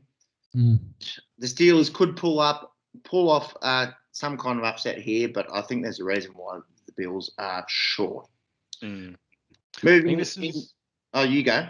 No, sorry, I was going to make a final note. It's probably just in the tipping comp. This is one of those ones where, as we were talking before, the tipping just doesn't match the odds. I think a lot of people sort of, tip with their heads. With their hearts when it comes to NFL. True. A lot of Steelers fans out there. Yeah. Big fan base, but I think on paper the Bills are better. Next game, Peppy. Colts and Seahawks. The big question around this is Carson Wentz. Will he be good to go? We probably won't know until game day. Well, have you heard anything else other than that? The report today, he was a full participant in practice, Wednesday practice, and it says here will play week 1. Oh, okay. Well, don't think Nelson's going to be in there. Wentz has had a pretty good recovery. He's been in training for the last 2 weeks, so excellent recovery from ankle surgery. We'll have to see what he can do in that Colts backfield for them. And they're not coached by Bill Belichick, the stripper that says he loves you and then cuts you the next day.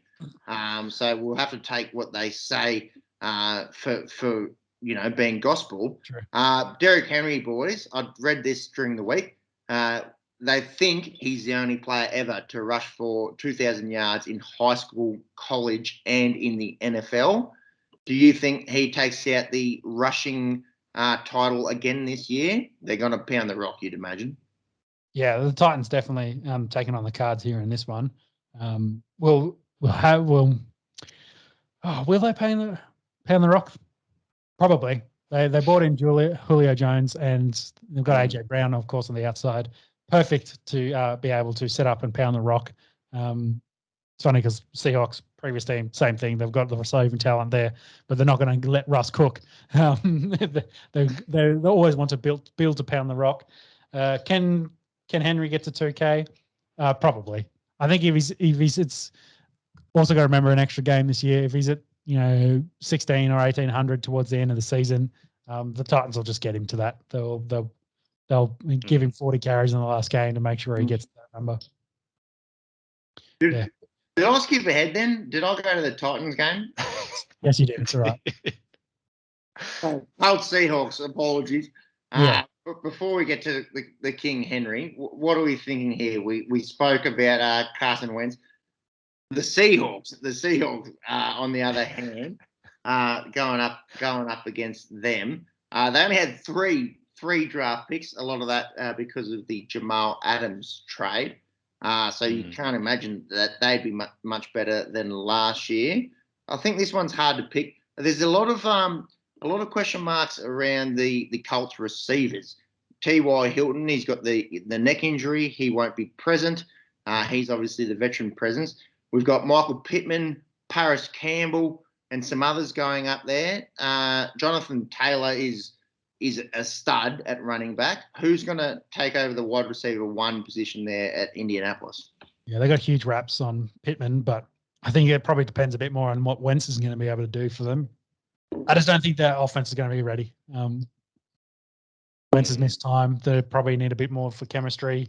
And coming up against the Seahawks and Danger Us to start the last year, I don't think he threw a pick for the first month. Like he was excellent. So, Tale of 2 seasons, however, the back end of the year, not quite the same, was on track to be the NFL MVP through the first 8 games last year. But Sean, I will agree with you. I think the Seahawks get the job done here. Yeah. Yeah, I've gone Seahawks as well. They are favourites, $1.62. The Colts are at $2.31 at the moment. So now we get to that game you just mentioned, Pepe. Yeah, cards. Prematurely jumped to. I swear it never happens. I swear this never happens. Yeah. No comment. The cards on excited. The cards on the other side hand. They've bought well in the off season. Xavier Collins is their first rounder. They've also got JJ Watt. I think Chandler Jones is still a bit unhappy there, but he hasn't been traded. So that's right, he's there. He seems to be there. So we'll see how his season plays out. Hard to pick on this one, but I think the Cards, they've built this team to win the Super Bowl this year. So I think it's a Super Bowl bust for them. So I'm thinking they're going deep. Of course, I've picked up Kyler Murray and DeAndre Hopkins as my fantasy. Hopefully Hopkins plays the whole year and he doesn't have to sit out the season or potentially threaten to sit out the season. And why is that, Sean? The vaccination policy, let's put it that way. He's a moron. I'm a big fan of wide receivers. I love Nug. But anyways, fantasy owners should be aware that that may be an issue going through the season. So you got the Cards here. You reckon they get the job done? Yeah, I got the Cards. I think they're going to be an excellent team this year. They're one of the ones I think that are going to take a step from last year, and they're going to be. I think they made playoffs last year, or they just missed out. What happened? Just missed out. I thought. Just missed out. Yeah, I think they missed out on the wild card. Just. Anyway, I think they've done what they needed to then take that next step. My biggest concern is probably their run game, but we'll have to see how they go with Edmonds and Connor there. Yeah, James Conner coming across from Pittsburgh. Pretty interesting buy. 2 seasons ago, a Pro Bowler. Obviously, dealt with lymphedema and recovered from that. So it would be interesting to see how he goes over there in Phoenix. They went 8-8 last year. Lost out. Rams were 10-6, and they got clinched. That's right. I think they had a pretty poor end of the year from memory. Yeah, they lost 2 in division games against San Fran and Chargers. Yeah. Oh, wait, sorry, Rams. Yeah. So in this one, I don't share your enthusiasm, Sean. I've gone the Titans. I think that NFC West will be a dogfight. I think the Cards will be right there. But I think in Tennessee, with the defending rushing champ, I think Tannehill's just got to hand it off to him. And then You know, they've picked up Julio and they've got AJ Brown. People sleep on AJ Brown. I think he's coming along to be a premier receiver in the NFL. I think the Titans get it done. Mm-hmm. Then we move on to the Washington taking on the Chargers. You're going to cut that? He said that he didn't pick the cards, and I don't know about that. He picked the cards. He didn't give odds though. There was definitely no odds, and I'm sure there was no. You want to give odds? I'll give odds. I'm just looking at it, and there's like another 20 games to talk about. So there is a lot to get to, so I'll go quickly. I can't remember if I said my tip or not. Irrespective, I've switched. I've gone Titans as well. I was thinking cards originally, but Pep's I've been persuaded otherwise. Titans are favourites $1.64. Cards are $2.27 at the moment. Moving on to the next one. Yeah, so we have the Washington football team taking on the Chargers. Chargers, of course, have got Rookie of the Year. Justin Herbert is their quarterback, taking on that nasty defense of Washington. Washington's got Fitzmagic and Chase Young as their big names. What do you think in this one? I really like the Washington team because I'm a big Scary Terry fan. But I don't think their defense is legitimate. I think the football team in a bit of a weaker division this year could definitely push the Dallas Cowboys to be the best team in that division. They're at home here. I'll go the football team with you, Sean, or that barrage of names that they could become. The Red Hawks. Yeah, the Red Hawks, the Washington Monica Lewinskis, something of that nature. The Red Dogs. Oh, Red Rockets. The Red Rockets. Thanks, your tip. I'm just going for and I'll be back for the. Yeah. All right. Here's a tip. What is that? Yeah, I've tipped the football team as well. They are favourites, but only just. They are at $1.89 at the moment. Chargers are out at $1.91. I reckon there's going to be 1 point in it. Should be a good game. Yeah, it'd be interesting. Next game, potentially a bit interesting, probably because of just the unsureness, made up a word there, of how good each team is. We've got the Vikings taking on the Bengals is what we're listed here. So, of course, we've got the return of Joe Burrow and pairing him, of course, with Jamar Chase. And then you look at the Vikes offense. Kirk Cousins is there. Justin Jefferson. They've got a good offense. Dave and Cook. They've got the pieces there. They just haven't played in preseason at all. So you just maybe a little bit unsure of how they'll go. If you go previous record, they've played pretty well. Patrick Peterson does make his debut for the Vikings, and they paid their right tackle O'Neill. He got paid today. He got a big deal for him. I still think the Bengals don't have a good enough defense in their. Wow, lost the Peppy. Go on. Anyway, he'll go back in a minute. So. Yeah, I think Vikings just a bit more talented. Both, I think, have very average defenses. Max? Yeah, like you said, a bit of a game of unknowns. I do like the pickup for Patrick Peterson for the Vikings. But, yeah, not sure. Who did I pick? I did pick the Vikings. I should really check. I could be talking about my ass here.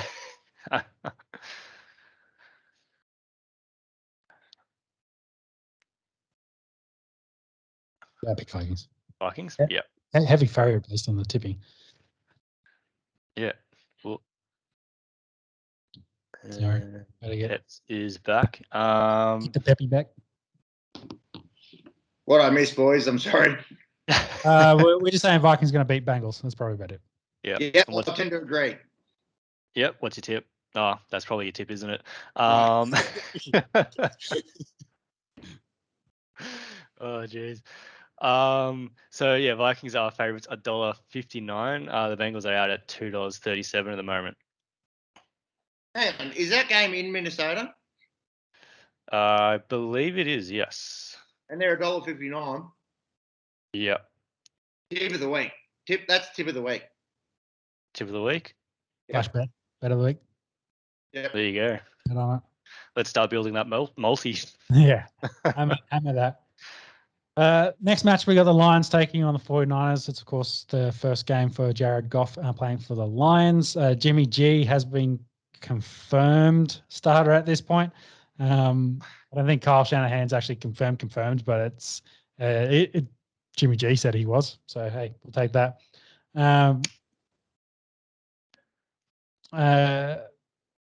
What are we thinking here? I think the Niners win this comfortably. I'm in a last man standing competition where you can you have to pick a team that wins each week, but once you pick that team, you can't pick them again.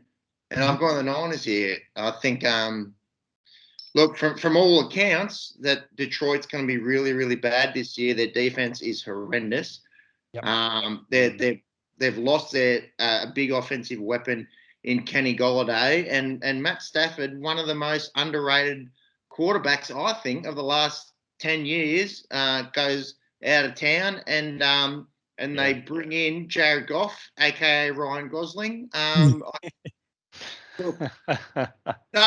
Look, Goff went to a Super Bowl. Like, we can't shit on him too much. He went to a Super Bowl. I think Goff's underrated too. Yeah, but I think Matt Stafford's underrated. I think Matt Stafford's underrated. So if you talk about arm talent, you're picking Matt over Jared every day. So yeah. I think both have just been very unfortunate. Well, more so Stafford, just been unfortunate to not have that many weapons. Yeah, as disposal in recent years. Yeah, they've gone through head coach after head coach. So they're not as bad as say Cleveland were for, or the Raiders were for the 90s and the early 2000s decades. But yeah. Well, the Raiders did win it. The Raiders made a Super Bowl in that. Yeah, they made a Super Bowl in that time. But since then, since the retirement of Rich Gannon, they've been very, very bad. Sure. So it's all Niners here, I'd imagine. The odds might be more interesting than the tips. Yeah. So Niners are favourites, $1.25. The lines are out at $4 at the moment. We have I'm going to call it line of 7.5. Total match points 44.5. I like the line of the handicap. Yeah. Panthers Jets next. Sam Darnold starting off. Return of CMC. Got the debutant of Zach Wilson and Corey Davis' first game for the Jets. Not a huge game. I think I will follow. Jets stink. Panthers about the same. I think I picked Panthers purely because I've gone the Panthers here. Not a lot of faith in either of these teams to go deep this year. I think the individual stories might be more interesting than the team stories. You know, your CMC coming back, the debut of Zach Wilson, etc. The trade of Sam Darnold, you know, to his old team, going up against his old team. But I think the Panthers get this done on the weekend. Yeah. Thanks. Yeah, I've gone Panthers as well. They are favourites, $1.47. The Jets are out at $2.71. We've got a handicap of 4. The Eagles and the Falcons. I don't know what to make of these two teams. To be honest, I think they're both the worst teams in their division. And that's not saying I'm not praising the New York Giants in the NFC East. Yeah. I'm not sure what to make of the Eagles this year. The thing that I'm most excited about is seeing Kyle Pitts debut for the Falcons. Physically, the best tight end ever to go through the NFL draft, an absolute specimen. So I'm keen to see that.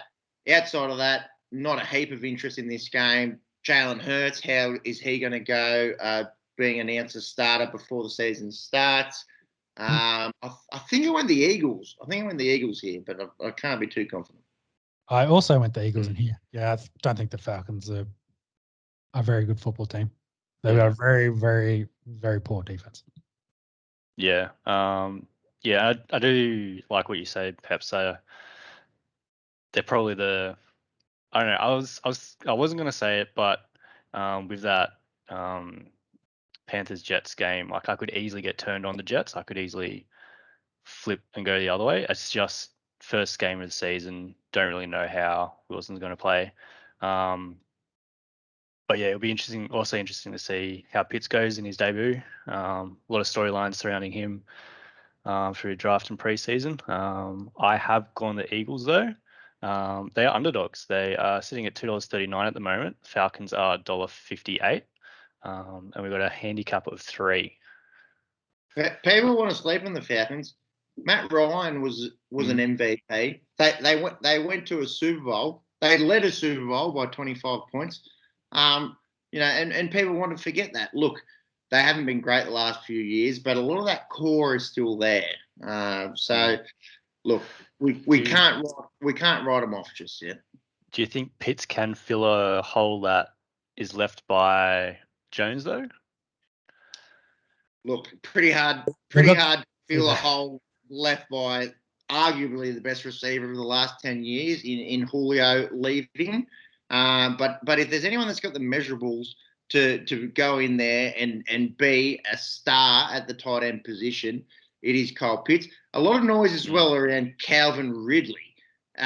Was he so good because Julio took the best defender, or is he a legitimate wide receiver 1 and a star in this league?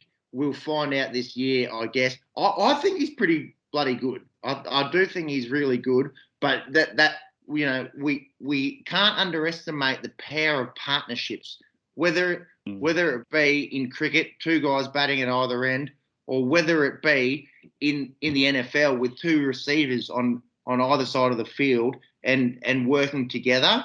He's lost his running mate in one of the best receivers, that we've ever seen in Julio Jones. Can he step up and be a number 1 receiver? What's your thoughts, Sean? Yeah, I think statistically, looking at last season when Julio didn't play, Calvin Ridley played really well. He had good games. Whether that was because he was getting an extra 5 targets a game because there's no one else to throw to, maybe that was part of that reason. But hey, he definitely went up against the number 1 corner of the other team. He definitely put up good yardage and points.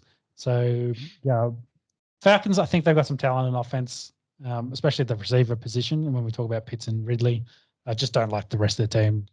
Mike Davis is serviceable running back, but behind that offensive line, I'm not sure. I've got a lot of chips on him. I've got him in fantasy, so I'll see how we go with Mike. But yeah, I tend to agree. I think the Falcons are. It's them and the Panthers for being the dregs of the NFC South. So let's talk about last year's worst team coming up against this year's worst team, and the Jags taking on the Texans. I just wanted to point out the Texans, they traded their starting cornerback in Bradley Roby to the Saints today. Also, it was funny, they cut Kiki Cote, is that how you say his name? I think, yeah. He was a 24-year-old slot receiver. It was pretty good for them. And they replaced him with 35-year-old Danny Amendola this week. So I don't know what this team is at this point.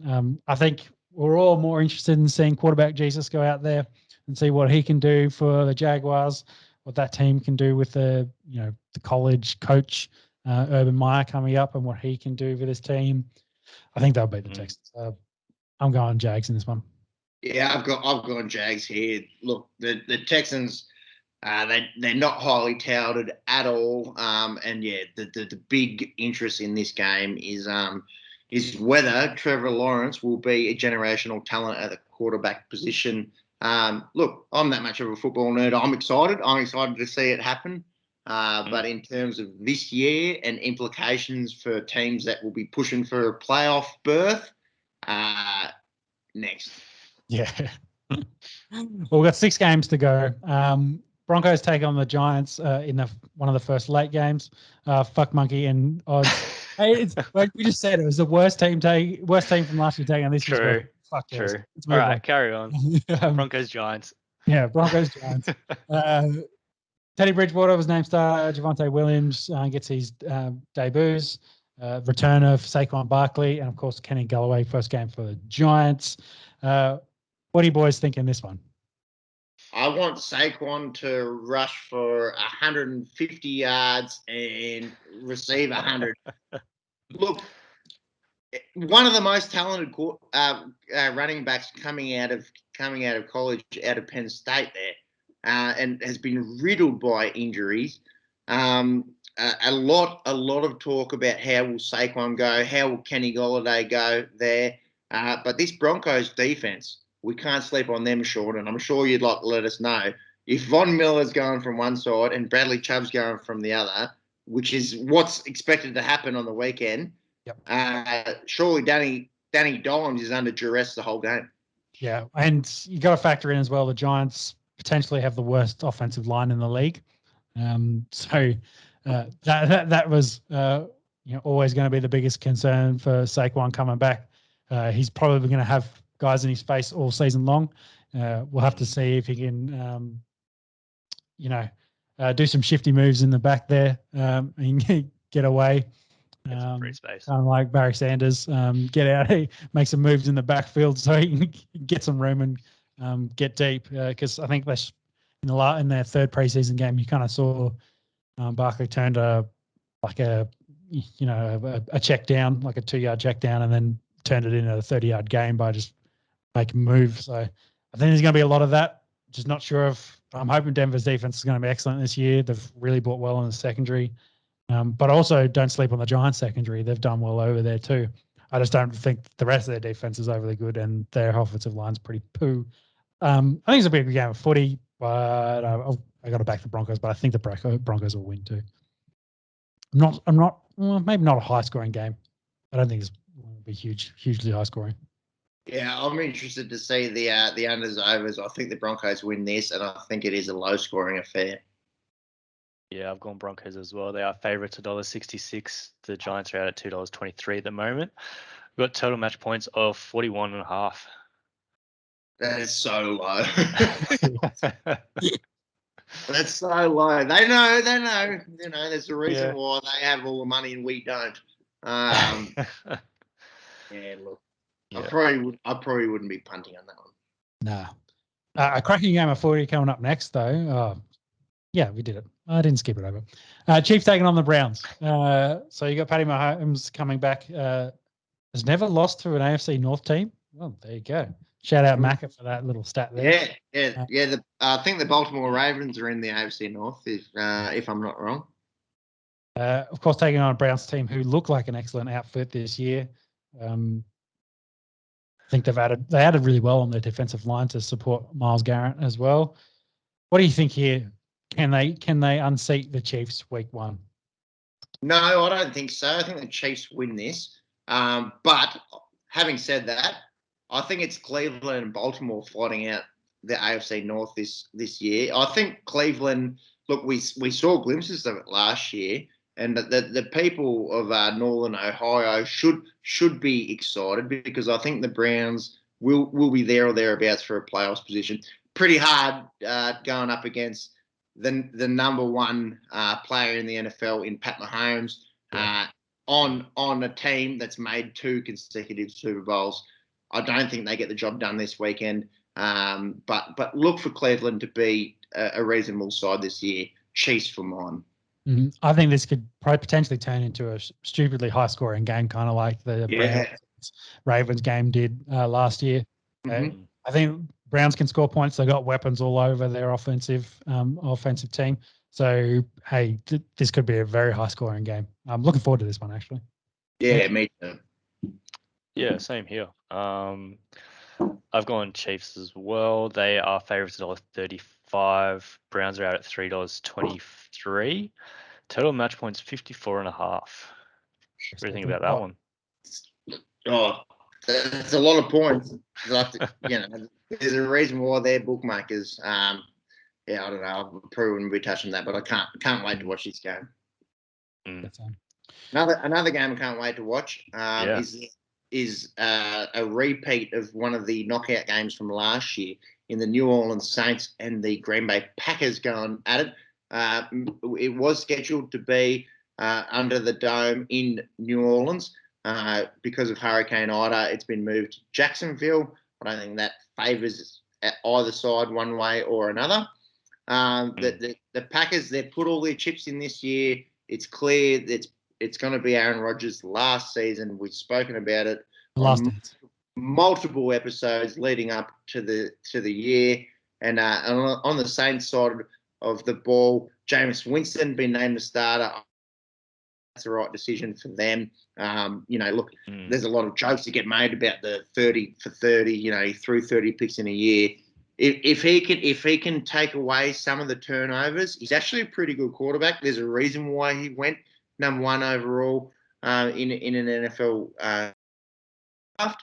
And Latavius Murray getting let go for the Saints, the backup to Alvin Kamara. Obviously, I'm a Packers fan. I think they win this. I think the Saints probably a touch behind where they used to be with Drew Brees. Green Bay.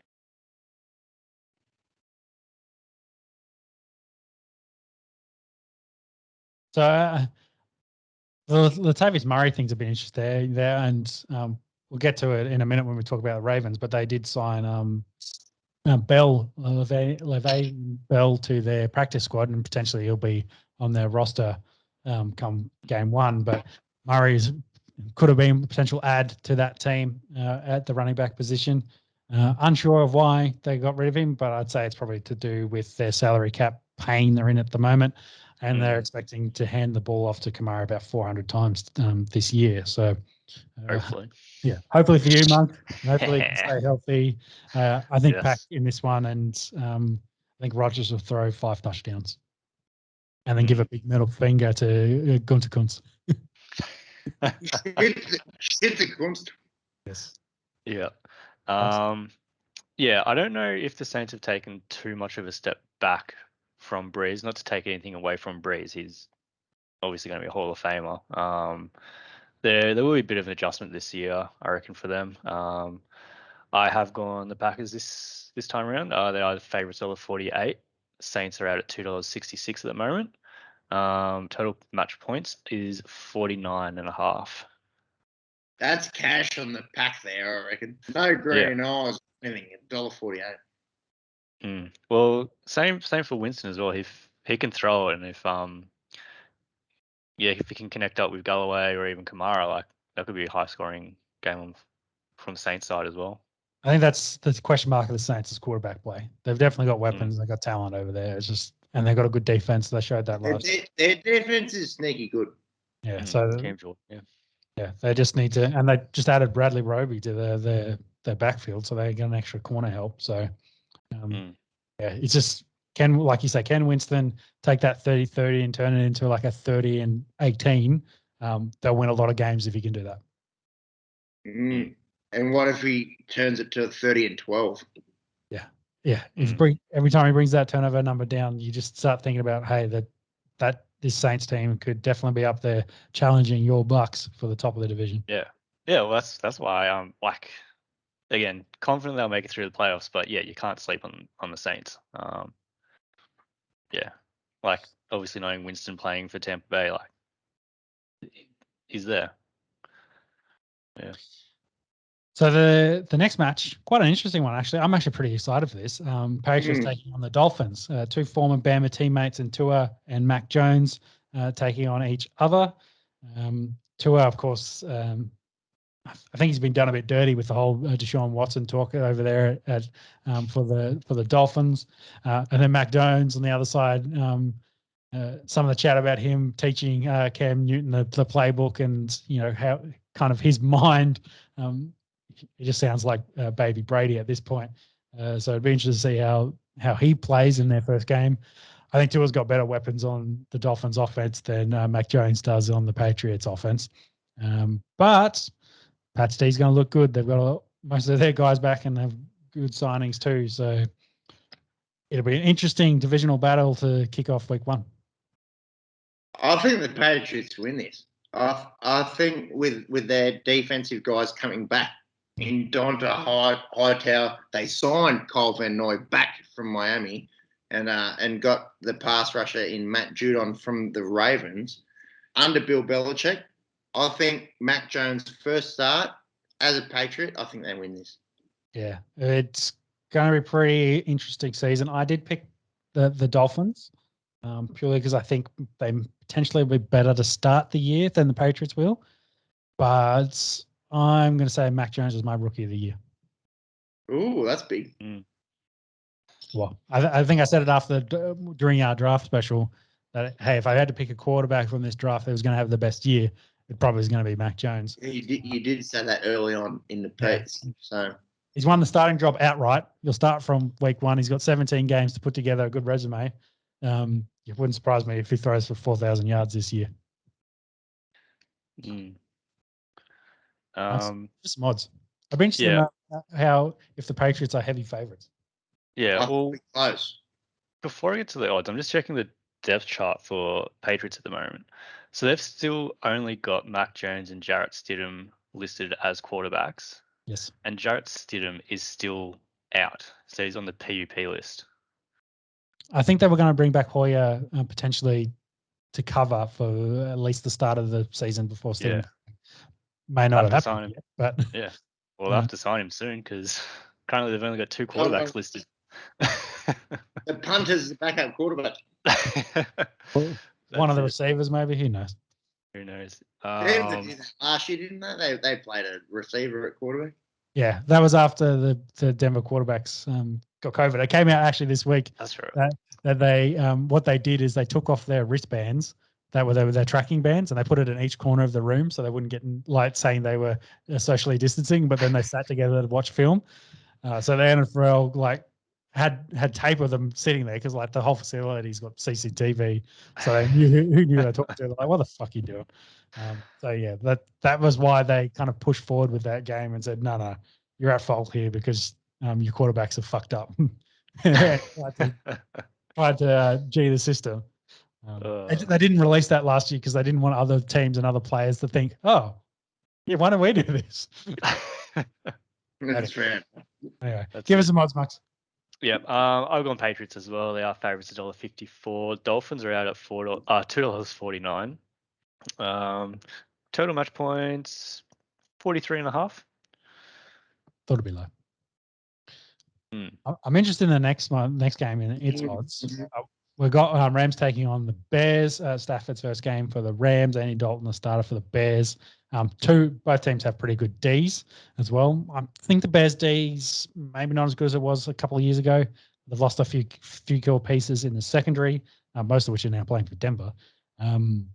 But I picked the Rams here because I just think the Rams are a better team. And for whatever reason, in our tipping comp, the tippers have heavily backed the Bears, which I think is a bit odd. I don't think the Bears are that good, honestly. I think the Rams' offense is a lot better than the Chicago offense. I think that's where this game gets split. Look, we could be wrong. Sunday Night Football, can't wait. The first second primetime game of the season. And yeah, a lot of eyes around Matt Stafford and how he goes in the blue and gold. But I've gone the Rams here. Yep. What does those odds look like? Yeah, I've gone the Rams as well. So yeah, this was one of those weird ones where in the tipping comp, the Bears were probably not. I think it's pulled back a little bit. Yeah, so they were tipping was sitting about 60-65% to the Bears. They're actually underdogs, $3.82, with the Rams sitting as favourites as $1.27. So that's wild. Yeah, it's. As I say, too many Bears fans out there picking Bears. Yeah. You'd think so, unless they must know something that we don't know. Maybe the Bears D is just a lot more. Yeah. Maybe they're thinking Andy Dalton's going to go out, concussion from Aaron Donald in the first quarter, and then Justin Fields is going to come in and throw 4 touchdowns. We'll see. Everyone keeps sleeping on the red rifle. I reckon he's still got a bit of life left in him. Yeah. Red rifle can shoot some rockets. That's it. And last game for the week. Red rockets, if you will. Raiders taking on Ravens. Ravens by a lot. Lamar Jackson is 7 touchdowns and 0 intercepts on Monday Night Football. Mark Andrews did get paid during the week, $56 million over 4 years with a 14 mil average. Makes him the third highest paid tight end behind Kittle and Kels. Makes sense, I guess. He probably is the third behind those two. Darren Waller out there is probably like, hey, Peter Man. He's definitely wants to be up there. I'm glad you mentioned Waller the baller. I think he's number 3, so he should get a bag of money pretty soon. Good to see Mark Andrews getting 2 at the moment with Kittle coming back from his injury last year. But I think Ravens by a lot in this game. The Raiders just don't think they've done enough or added enough. They got rid of the entire offensive line and then replaced them with bums. Like I don't know what they're going to do this year. I'll agree with you, Sean. I think I'm playing left tackle for the Las Vegas Raiders on the weekend. I've gone the Ravens here. Yeah. Lance, what are the odds looking like? Yep. I've gone Ravens as well. They are favourites $1.44. The Raiders are out at $2.82 at the moment. They've got a handicap of 4.5, and Baltimore 1-13 is sitting at $2.40 at the moment. So I reckon it's probably going to be a bit of a closer matchup in terms of points scored. Raiders scored points last year, but I'm just not sure about them this year. They got Braylon Edwards and they got Henry Ruggs over there that really need to step up. Carr's good. Like, I think Carr again gets one of those guys that's underrated, but he's got all the arm talent you need. That offensive line's got to give him time to be able to find these guys. I'm just not sure they will be able to. Yeah, I like that, Sean. I think if you put Carr behind the Colts O-line, I think he'd be an absolute gunslinger. Yep. And with that wraps us up for the NFL. We made it through it. Which means if you've stuck with us this long, we're finally going to talk about cricket. Yeah. Unfortunately, we talked about the India-England test already, and the 5th test hasn't started yet. So instead, we're going to talk about Sri Lanka taking on South Africa. Perhaps what happened in their series. Mate, Sri Lanka won a series. You wouldn't read about it. So it hasn't happened in over 18 months that the Sri Lankans have won an ODI series. They took game 1 just by 14 runs. Aviska Fernando set them up with a ton. Then the South Africans come back to win game 2 pretty comfortably. And we need to keep an eye on this bloke, Yanaman Malan, same surname as David Malan that we've seen playing for England. He's played 10 ODIs and he's got 3 tons. So we better keep an eye on him. And then game 3, the decider, Sri Lanka won it very comfortably with Mahesh Thikshana taking 4 for 37. Sri Lanka tie up the series. And the South Africans, they've got actually like a league table for all the ODIs that are happening at the moment, and that's how you qualify for the World Cup. Sri Lanka currently sitting 4th. However, they've played a lot of games, and outside of the top 8, the automatic qualification, South Africa sit outside of it. Ireland ahead at the moment. But it's also there are differences in the amount of games each one has played. Yeah, definitely. Well, hey, that T20 World Cup's not very far away. Yeah. Oh, so the one-day World Cup coming up as well, but the T20 World Cup, and I'm sorry I transitioned there from New Zealand taking on Bangladesh. That Bangladesh team, especially in Bangladesh, you can't send over the reserves, can you, Peppy? No, they're really good. They've knocked off, obviously, the Aussies 4-1, and the Kiwis, they've been struggling a little bit. And this series is no different. They got skittled for 60, the equal lowest score ever by the Black Caps over there. They were 4 for 9, so it could have been a little bit worse. But I tell you what, these decks that they're dishing up over there, you may as well be batting on landmines. Yeah. trampolines come to mind. I don't know, but pogo sticks. Not much consistent bounce in it. And look, no one could score runs on these decks. Bangladesh got home there. The second game was a bit closer. Bangladesh also coming out on top, and the third game was all New Zealand. So the Bangladeshis lead that one 2-1. We'll see what happens in the last two. For mine, I think in the Emirates, a fully fit Bangladeshi side may bother a few of these more highly favoured sides. We'll see what happens there, boys. So just checking the result in game 4 as well. New Zealand scored 93 from 19 overs. 93. Yep. And Bangladesh they scored 96. We're down 4 from 19 and 1, so it might have been a little bit of rain today in there. But It's the pitches. Yeah, it's got to be the pitches. But Bangladesh won by 6 wickets and had 5 balls left. So they've won that. And I think that will wrap their series up for them. They win 3-1. There's a 5th game to come, but dead rubber at this point. Back to back, Bangladesh have put away Australia and New Zealand. Granted, not the top sides that could have gone, but I think we've got to keep an eye on Bangladeshi cricket. Yep. Yeah, it'll be interesting to see how they come into that T20. Hopefully brimming with confidence after these 2 series. You'd think. Speaking of T20, the IPL, of course, recommences in 2 weeks. So we're getting pretty close to that. So they're towards the end of this month, which leads directly into that World Cup, as we mentioned. Final bit of cricket news. We talked about the Afghanistan taking on Australia test to happen before the Ashes. It looks like this is likely going to be off with some of the announcement that the Afghanistani Sports Administration, which is actually asked for an acronym, so I don't think that's what it's called. They've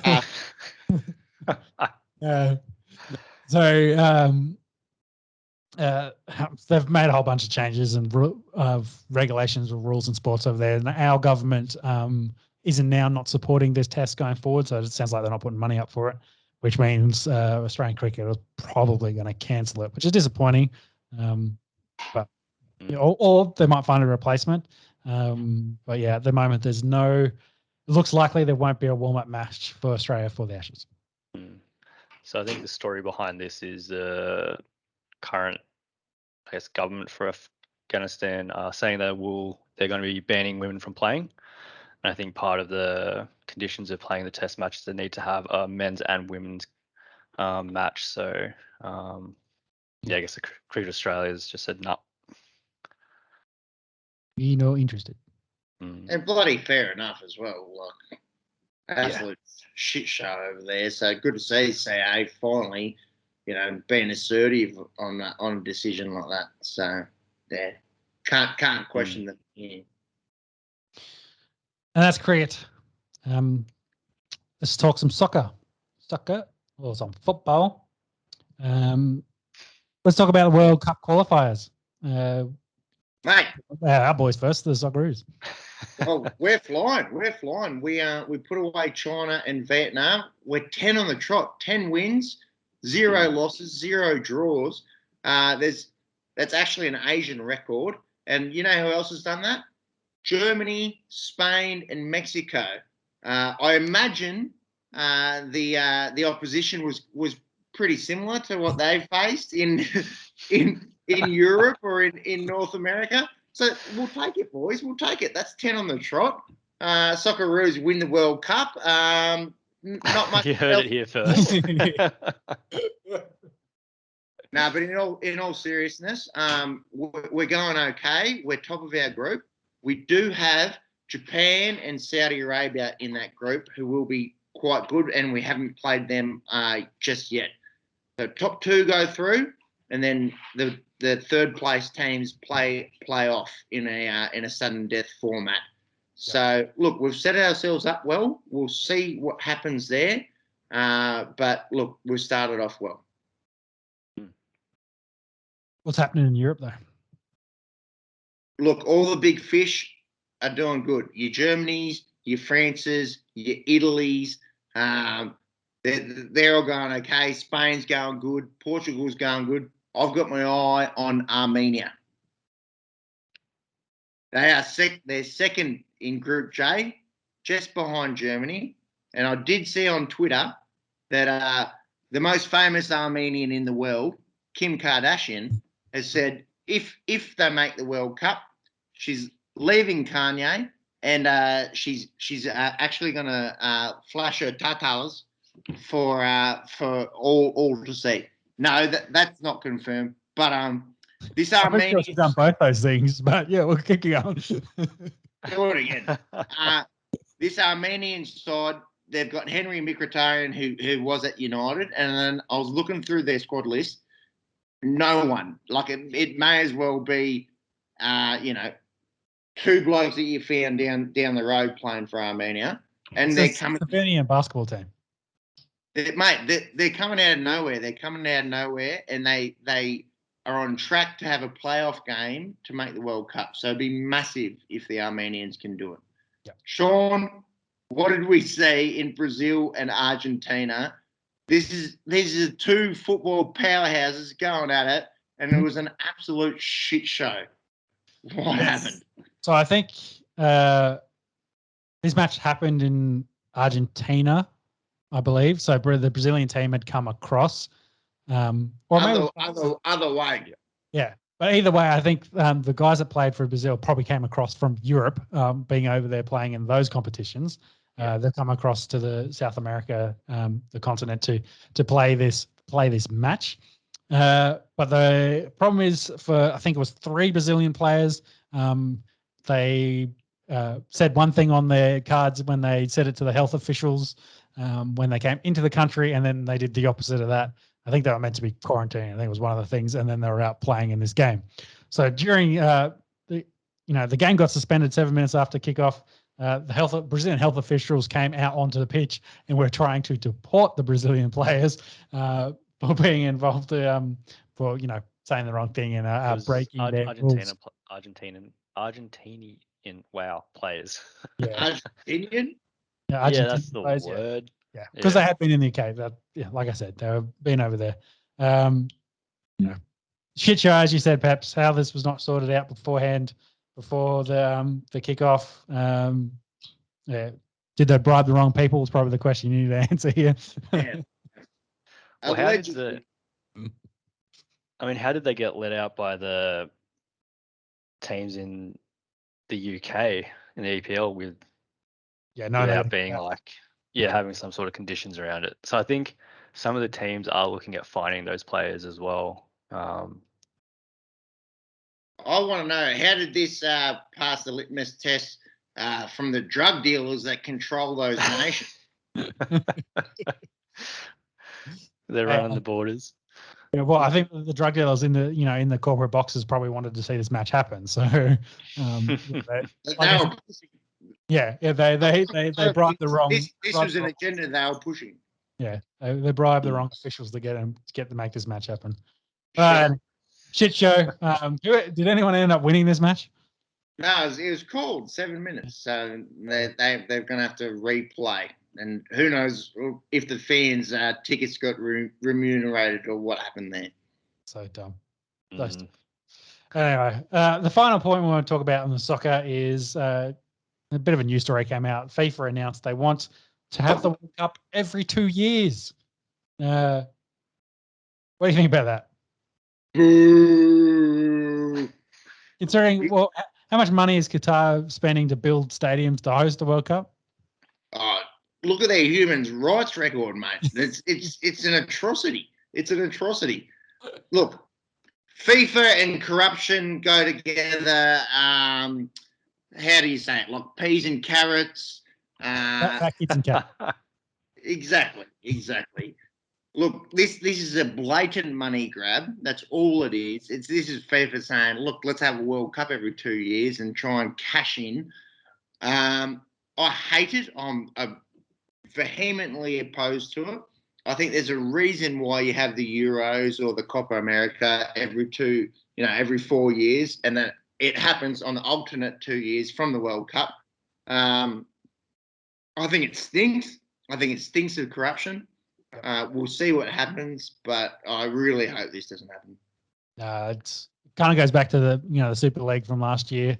Powers that be, they know they've got the talent, they've got the mega stars now. They want to pump them dry for as much as possible. Let's put them in front of their audiences as much as they can. So yeah, let's do a World Cup every 2 years. Fuck the logistics and trying to get countries to actually put it up, which would mean I think you'd have repeat countries. Like you'd have Germany doing it 2 years in a row as an example. Well, 2 World Cups an example, because like, hey, we've built the infrastructure now, we still got it. While the next one builds, like with the amount of infrastructure they kind of request and want to those countries to invest in the billions of dollars, it's not quite on the level of the Olympics, but it's pretty fucking close. It's up there. Yeah. But as a fan, would you not want to see more international matches? Like, would you not want to see, like, probably FIFA aside, would you not want to see the Socceroos playing more teams, more international matches? Like, how would we get that? Sort of competition going. Counter that argument to you, Monks. All right, let's say the World Cup happens every year. Does it mean as much? No, the meanings are the important bit. That's probably not. Like, so I guess would you be opposed to having a different sort of competition? They already probably not World Cup level. They want to open it up to 48 teams. They want to make 48 teams. It's blatant. It's for mine. It's a no-brainer. You can see what they're trying to do. They're just trying to have more football and have a bigger title around it. I love that it's every 4 years. It gets the most casual football fan invested in this tournament if you keep it at 4 years. I just think making it every 2 years, it's blatant what they're trying to do, and it takes away from the your continental competitions. The reason why the Euros are so fun is because they happen the other 2 years that you don't get the World Cup. I don't know. For mine, it just stinks. It just stinks of money grabbing. Yeah, and then the meaning for the players as well. Like you take someone like Messi or Ronaldo, who will probably play in 5 World Cups. You're doubling it essentially. They'll potentially play in 10 World Cups. The World Cup's the pinnacle. That is the pinnacle of playing football or soccer. And if you just say, okay, it's every 2 years, where do we go from there? Is it every year? Like you get so many more chances to be able to potentially win that it dilutes the product. So that's the balance you got to play with. Is like one, getting enough product out there, but then not supply and demand, oversupplying it, diluting it so much that people just get sick of it. Yeah, I agree with you, Sean. I think keep it as it is. I like every 4 years.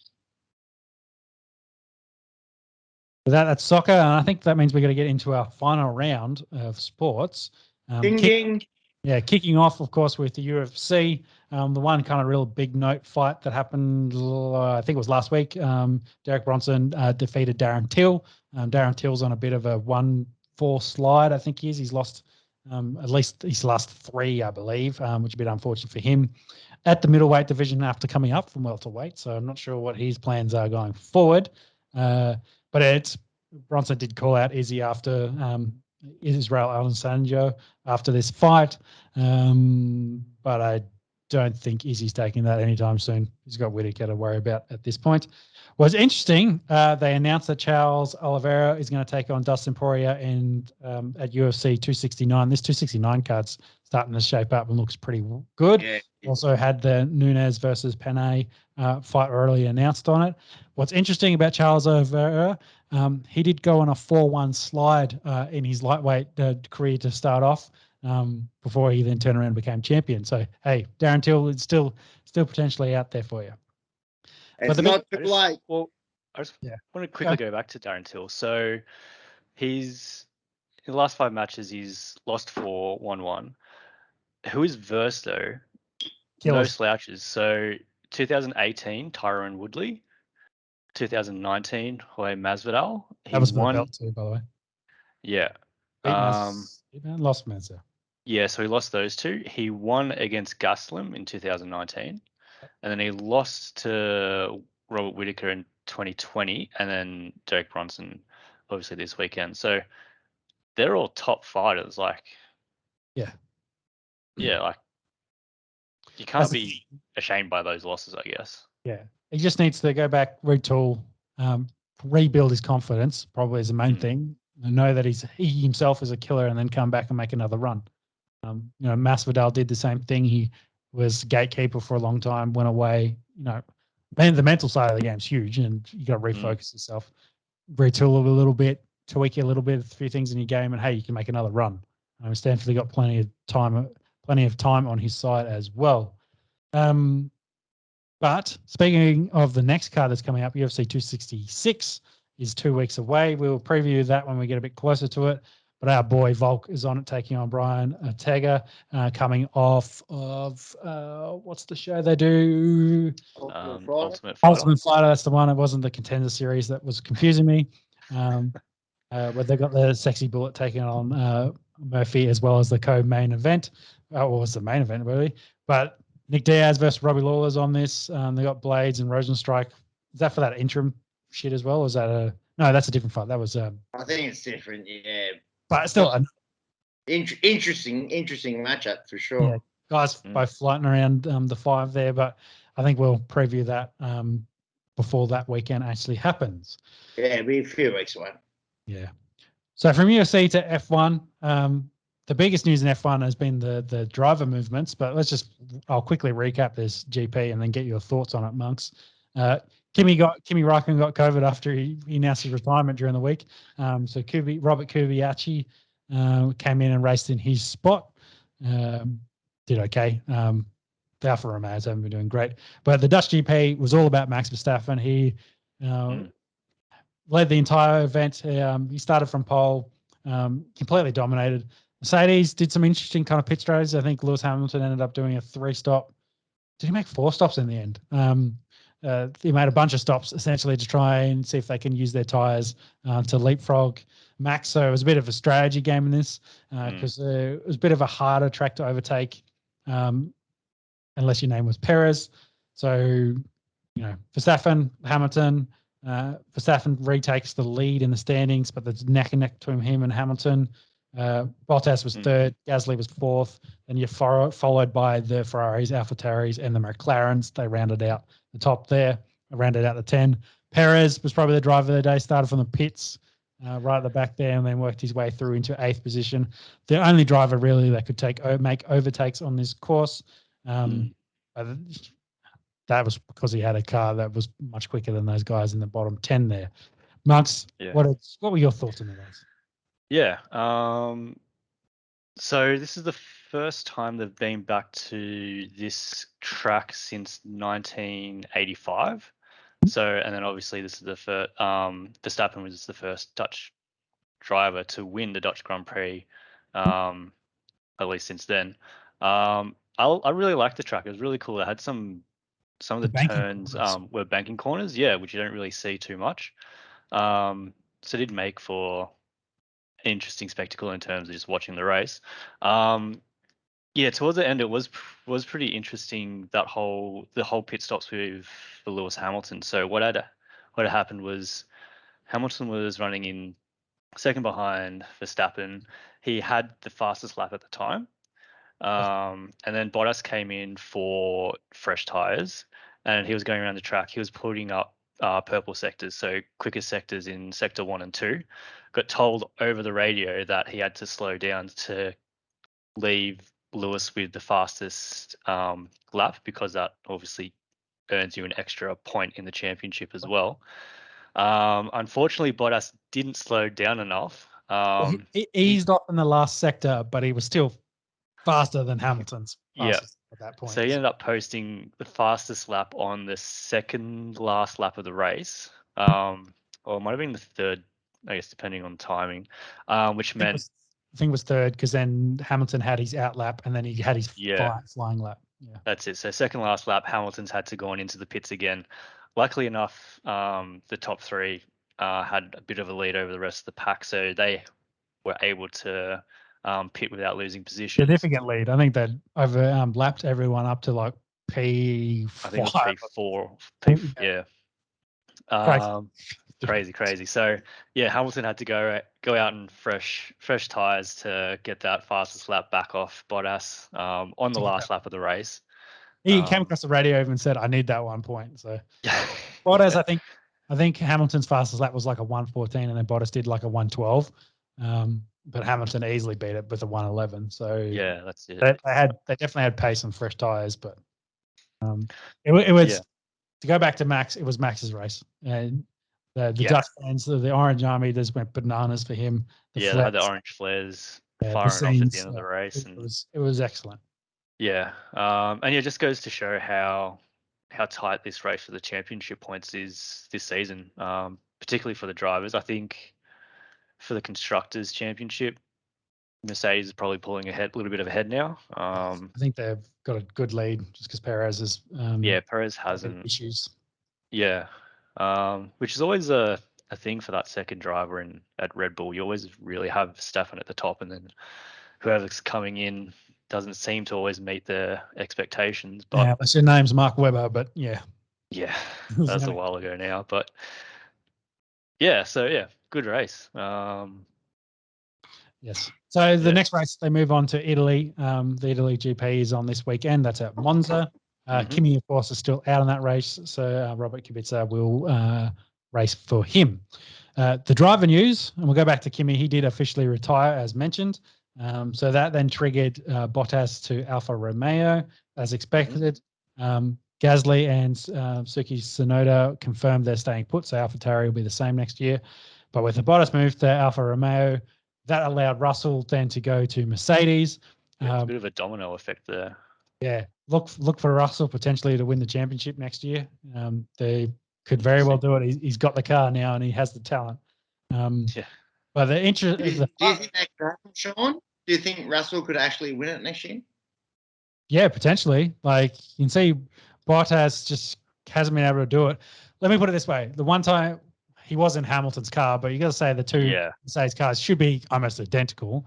But last year, Russell and Hamilton's car was leading a Formula One race and should have won that race before they had issues in their pit stops in the car. Essentially, they're falling apart on Russell at that point. So he's got the talent. Give him the car. He could potentially do it. What's interesting, Alex Albon has gone to Williams as his replacement. That year in FP2, Williams was one, Lando was second, and Albon was third. So great kind of talent that came out of that year of FP2. But Albon was with Red Bull and AlphaTauri last year, hadn't had a seat this year, but he gets confirmed he'll be at Williams. And then that trio is now back in F1. So, it will be interesting with Russell at Mercedes because you've only got a certain amount of money, and especially what was that? All English team, both drivers. Yeah, true.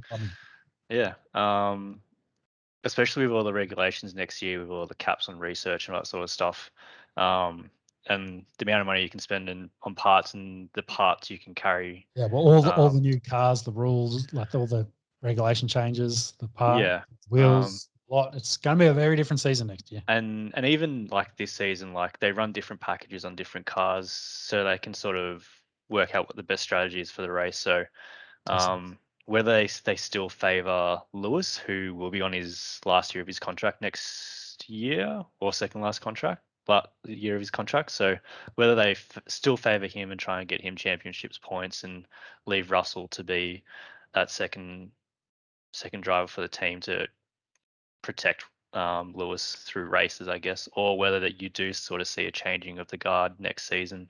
It'll be fun to watch, definitely. Just confirming, I think George Russell is very, very young, 23 as well. So yes, definitely got a lot of years ahead of him.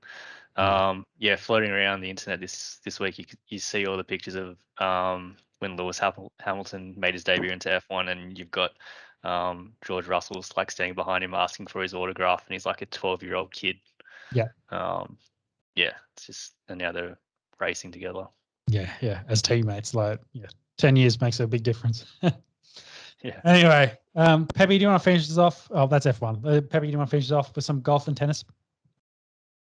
Yeah, sure. The golf season finished up on the weekend. Patrick Cantlay, the champion of the FedEx Cup, pockets a cool $15 million US, if you don't mind, by winning that tournament. Obviously, the staggered start plays into effect, but John Ram was right on his tail. He only come back one shot behind Patrick, and I don't know if you guys have seen, but Patrick Cantlay's partner or significant other is rather easy on the eyes. I want you, the listener, or Monks or Sean, to conduct a quick experiment. Type in Patrick Cantlay into your Google right now and just see what comes up, if you wouldn't mind. I'm serious. Open a new tab. I got his leaderboard and his record and a whole bunch of news stories. So I'm not sure what news stories to pull up. Wikipedia, PGA. If I type it in my Google search, what comes up is Patrick Cantlay girlfriend, Patrick Cantlay wife, Patrick Cantlay partner. Oh, in terms of the suggested results. Yeah. Mm-hmm. Yeah, wife's there. Anyways, I don't want to take away from what you achieved this week. I just thought that was of no. I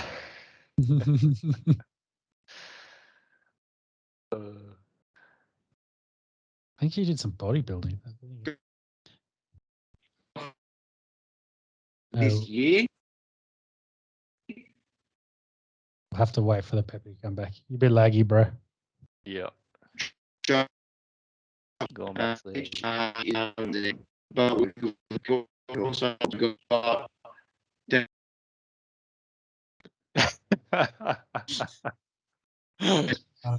this is what happens when you run a potato off. What are you talking about? You run your internet off a potato. You just lagged out there and he's gone. We'll see if he comes back. That was golf, tennis. The US Open's actually going on. We haven't talked about the US Open at all. Welcome back, baby. We're just getting stuck into the US Open, and I'll just say we haven't covered it at all. The men's are in the semifinals and also the women's. What's happening over in the semis there, Peppy? Oh, who really gives a fuck, to be honest? Novak's going to win. Let's put it that way. I hope he doesn't. I'm really sick of him. He's an anti-vaxxing, loudmouth. I really liked him as a younger fan of the sport, and to be honest, I'm sick of him. So I would like to see someone else win it. Yeah, I'm not going to try and say any of the names of his competitors, because Medvedev, Olga Aliasami, and someone else. Zveva? Don't know. Anyway, Djokovic's probably going to beat him and go into the final. The women's on the other side is a little bit interesting because I think they've got the 18-year-old still going, don't they? That's right. Leylah Fernandez, unseeded Canadian. She's 18 years old. She's still kicking around. And Pupsy's favourite, Ariana Sabalenka, she's still there. The big Belarusian, obviously Ash Barty, parted ways early in the competition. And, we'll see what happens there. Obviously, big tennis aficionados, watch it every day. Unfortunately, Majorca is winning all the tournaments with Nadal and Roger kind of picking and choosing what they play in at the moment. Makes it less enjoyable. I think we'll see a changing of the guard in the next few years. These boys getting on. Djokovic is still very good, but Nadal and Feds, I think that they're starting to get ready to consider their retirement plans, boys. And with that, I think we need to start thinking about our retirement and finishing up this podcast. Finishing it just for this week. We'll be back next week. Yeah, true. We'll be back next week. As always, we'll cover the India-England test as well, see what the result is from that. And NFL. Football. Let's go. Yeah, Week let's one, go. baby. Well, Week one. Yeah. Big weekend ahead of footy all the finals. sports. Thank you, boys. It's been excellent as always. I will chat to you in the coming days. See you, Take boys. it easy. Yeah, take it easy. Bye. Catch ya.